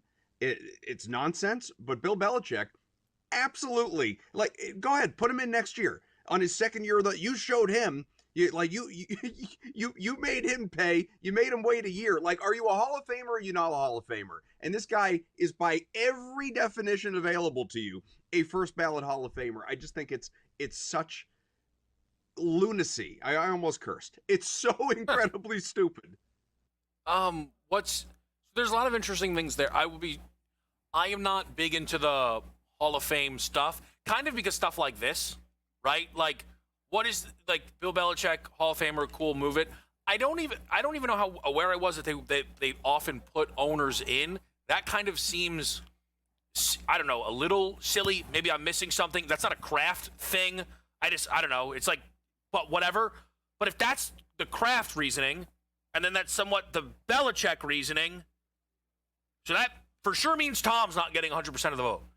Better be the Brady reasoning, right? I mean, I'm not sitting here rooting for Tom Brady to not be a first ballot Hall of Famer, but you better be consistent if that's I just think it's so. I know Kraft has kind of annoyed some people over the years, openly campaigning. He wants this desperately, and I don't blame him. Fine, you want to be recognized in the Pro Football Hall of Fame for all that you've accomplished, and obviously as a true. I mean, the NFL has in large part become the media giant that it is because of guys like Kraft, and he, almost single-handedly, him and Jeff Saturday ended the lockout or prevented a lockout a number of years ago, and all of these subcommittees that he has chaired, and all of Bill, Kraft deserves to be in there. Bill Belichick, you could say, curmudgeon, difficult to get along with. A lot of people in the media didn't like him. I've heard some, read some tweets Jordan Hudson and what's gone on at North Carolina and all that must have something to do with this. I don't think so. I don't think that stuff has anything to do with it. I think some people probably do, with whatever hesitancy they have about Belichick, look at the record with and without Tom Brady. I still think it's dumb. Plenty of coaches had great quarterbacks, during their entire run, Bill Walsh or something like that. And, got in and deserved to be in there. I just don't think, is Tom Brady really not going to be a first ballot Hall of Famer? The almost consensus greatest of all time. Bill Belichick still has detractors, I realize, in that conversation, even though to me, he's the greatest coach of all time. It's hard to make a compelling argument against Tom Brady. It really is. So is he going to have to wait? I highly doubt it. The one thing I would say is I do think that Tom Brady leaving New England, I don't know if was PR-wise the best thing he could have ever done. It ended the Bill versus Tom stuff, if people were interested in that. Sure. And his likability, right, his approval rating just keeps going up and up and up and up and up. He's now everybody's favorite commentator because most people are tired of Romo. From a PR, thing of it all. Again, I think this probably comes down to wonky voting stuff. Some guys toss votes here. Some guys are angry at Bill. The one thing I saw someone mention is Parcells waited because they didn't want him to unretire and they didn't want an active Hall of Famer, and maybe Belichick will coach again.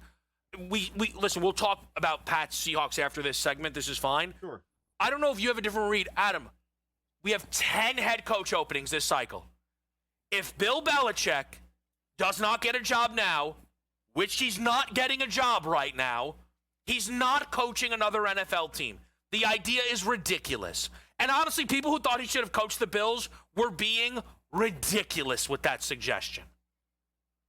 I would have loved to have seen Bill Belichick back in the NFL. I never wanted to see him Why? out of the NFL. I was hoping he would get the Falcons job when Arthur Blank seemingly was ready to give it to him until Robert Kraft basically talked him out of it. Because I am not ready to give in to the idea that, he has completely lost his fastball. I think this guy knows as much about football as anyone who's ever walked the planet. And unfortunately, for all of the different reasons that he is an incredible head coach, his personnel decision-making over the last several years got the better of him. Bill Belichick, the GM, got the best of Bill Belichick, the coach, and that led to his downfall in New England. And yeah, there were elements of he's tough to manage, he's tough to be around, he had too much power, all of these things, for sure. Ego, loads and loads and loads of ego, much the same as the owner and the quarterback. Everybody had ego. How could you not at that point in time? It's a miracle it lasted as long as it did. But in terms of what he could still bring, yeah, look, if you could still hire a Pete Carroll last year at roughly the same age, you're not getting a guy who's going to be with you for the next 10 to 20 years, but you could bring him in and give him a competitive, contending roster a la a Buffalo and try and take it to the next level as long as he's not running all personnel decisions. Yeah. I think it's justifiable. All right, we'll talk Pat Seahawks next.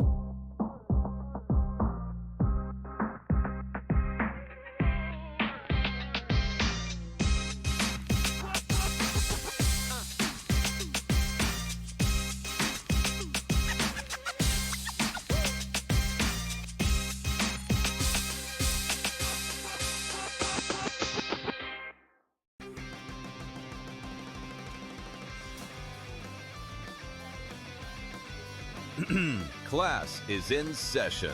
Today, let's talk about the teaser. A teaser is a multi-leg bet where you shift the point spread in your favor. You get better numbers, but every selection has to win. It doesn't matter what you bet if you don't have the insights. Tune into SportsGrid and get ahead of the class. But I remember being 16 in high school, being in my school uniform, long pants and a tie, and I deadlifted 200 kgs, so that's 440 pounds. So yeah, so that was I actually have a video of it, so it might get leaked somewhere. Someone might be able to find that one. We might need to get that one to B-roll the show with. The Smiley Show, only on SportsGrid. Marshall's a tough environment, though. Marshall's that sneaky road trip, in my opinion, and this has been like a decade long that Marshall's been fire at home and terrible on the road. That's a dangerous road game, but if you look at, there's no return game with Kent State. There's no return game with Akron.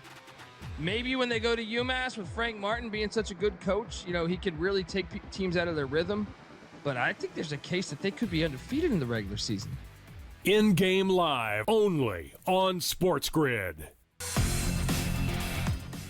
57% chance of winning a PGA Tour major. Would I be wrong by saying I want to invest in the no on Scotty Scheffler? And that $100 investment would pay back $213 here. Everybody thinks Scotty's going to win. It's like 100 golfers in those fields each and every week in the majors, the best golfers in the world. I'm going against the grain, Joe. Give me the no on Scotty Scheffler. Prediction Markets Edge, only on SportsGrid.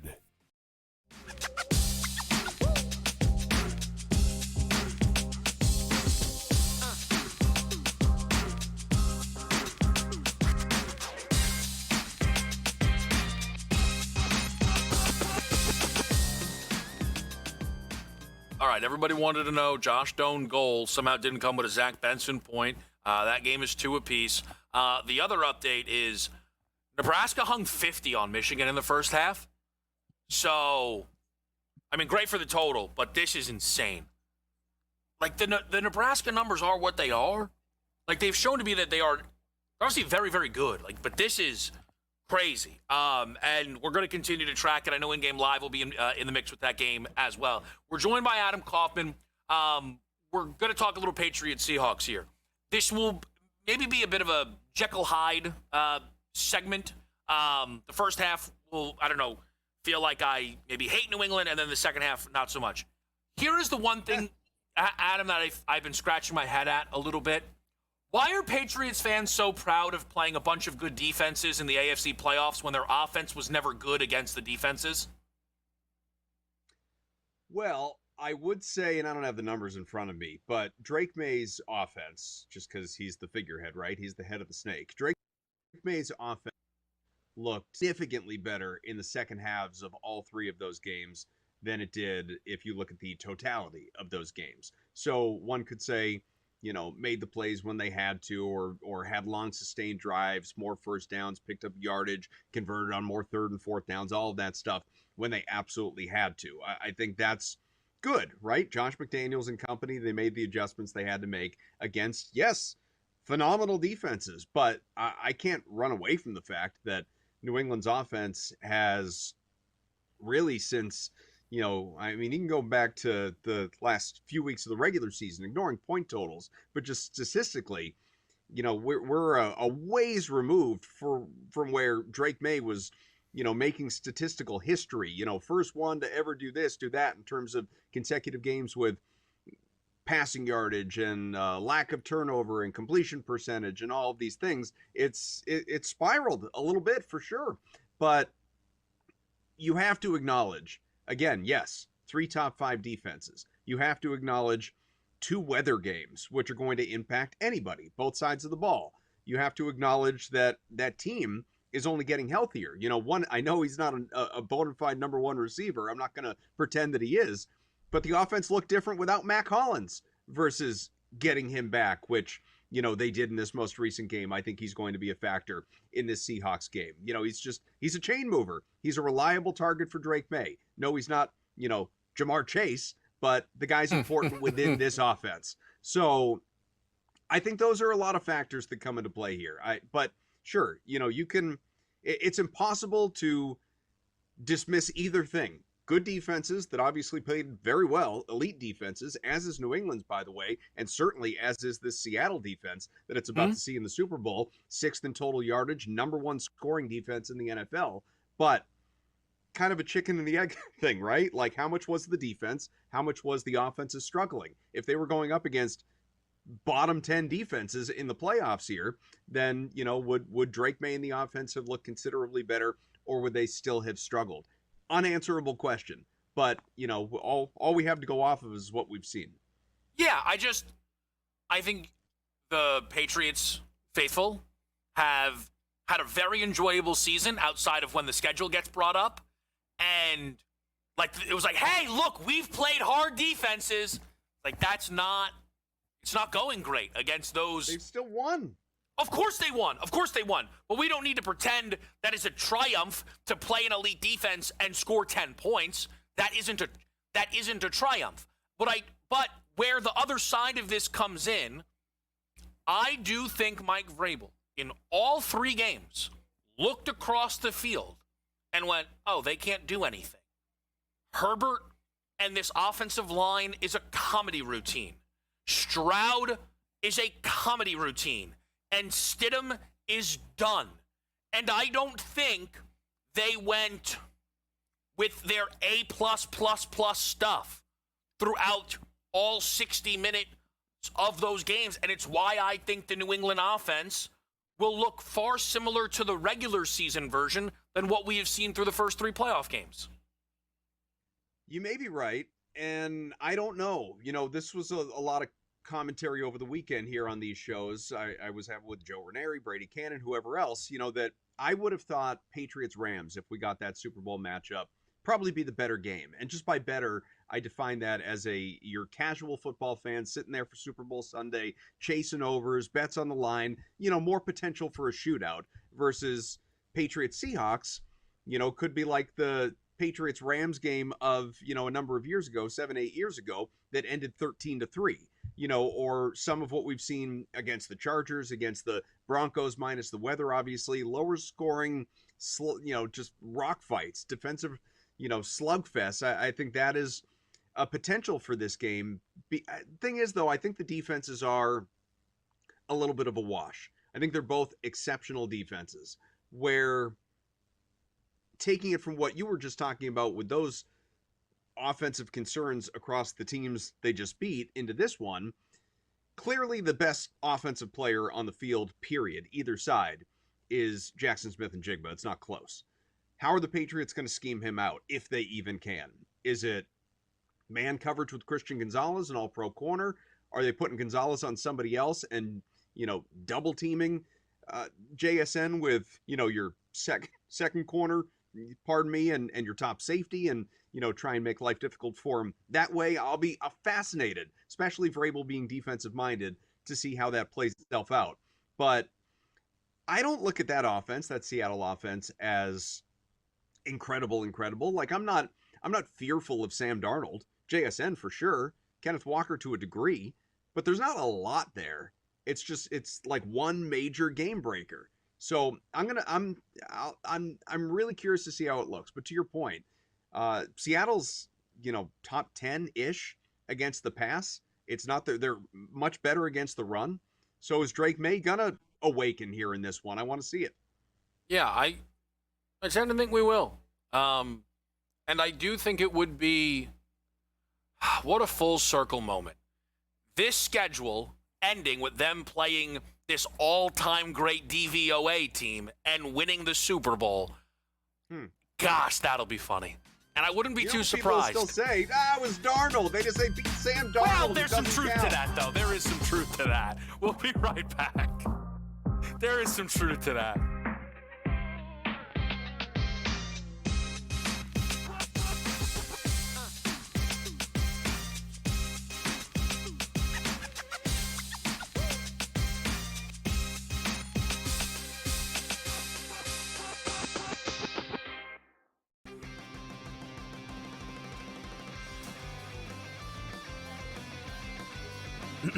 Class is in session.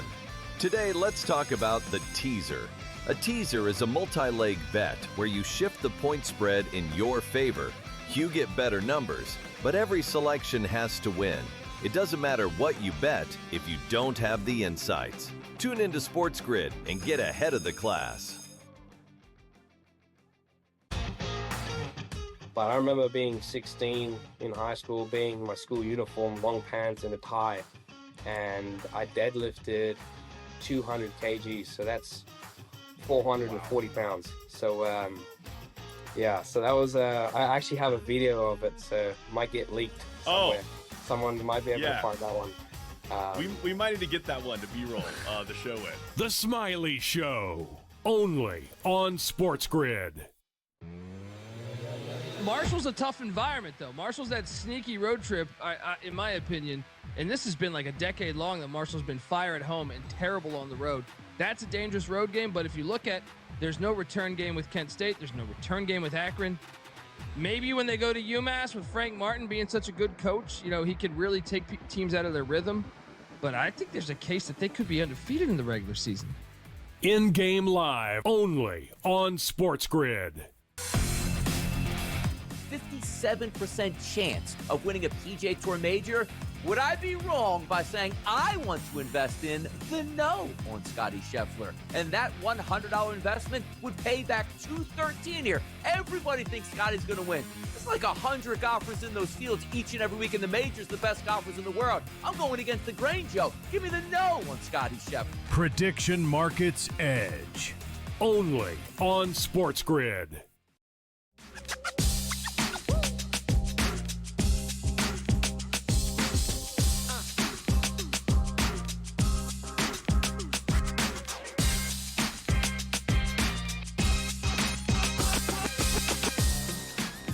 Okay, halftime updates here. I know In-Game Live's going to have a lot of fun with these games because they're really good. And there's a lot of points, okay? We'll get to the big one in a second. OU is up 48-44 against Arkansas. That lead at one point was 13. So as someone on OU, yeah, I wish it was better, right?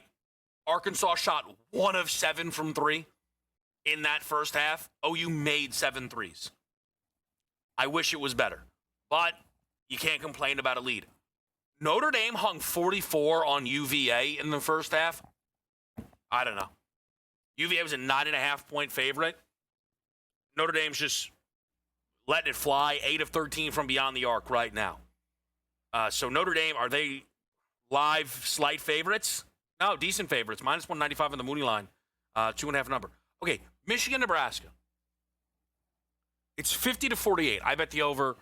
It's, obviously feel great about that. Let's not be ridiculous. But because of that, I am so blown away at the numbers that we have here at the half. Nebraska is shooting 59, 53, 100 shooting splits.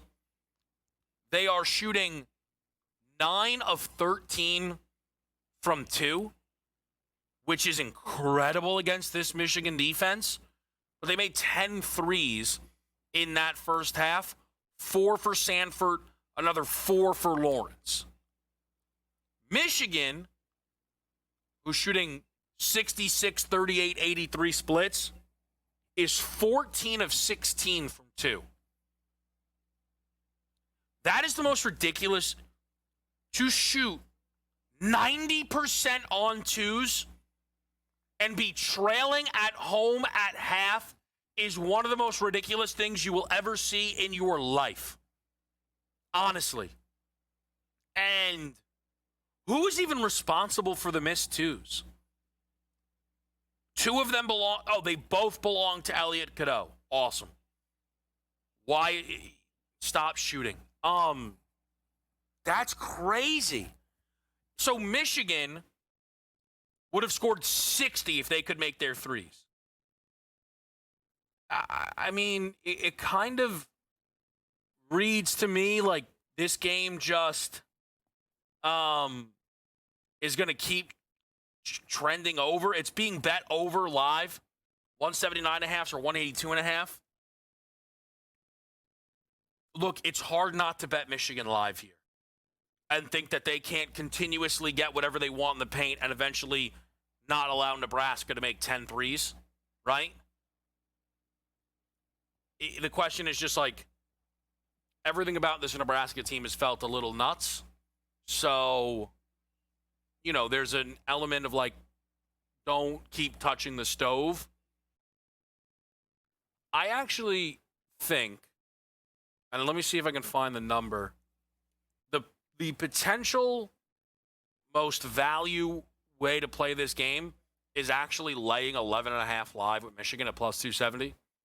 Just like lay the pregame number, but at a really, really good price, and trust that the Wolverines can extend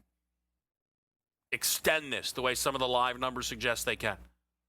I don't hate that opportunity. Okay, so some other live updates here. Slow start on that Montreal-Vegas total for Chris. Maybe he's going to become Buffalo, Chris, because there's 5 first-period goals in Sabres Leaves. Where's the Zach Benson point? Are you kidding me? 3 goals for the Sabres? Wow.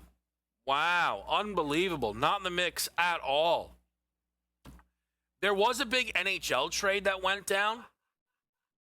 Palat got moved. Andre Palat. Yeah, crushed it. Who did he get traded for, you ask? Maxi T. That's who he got traded for. I don't know. The Devils and Islanders are dealing. If that's your gimmick, go ahead and get involved. My gimmick is laying 10.5 with Alabama against Missouri. And then most unbiased man history of sports media. Here he goes again. Vandy laying 6.5 tonight as the best bet against Kentucky. Kentucky does not beat teams like this. Kentucky does not hang with teams like this. They are way, way back if they pull off this stunner tonight against Vanderbilt. I expect Vandy to win this game by double digits. In-game live is next, right here on SportsGrid.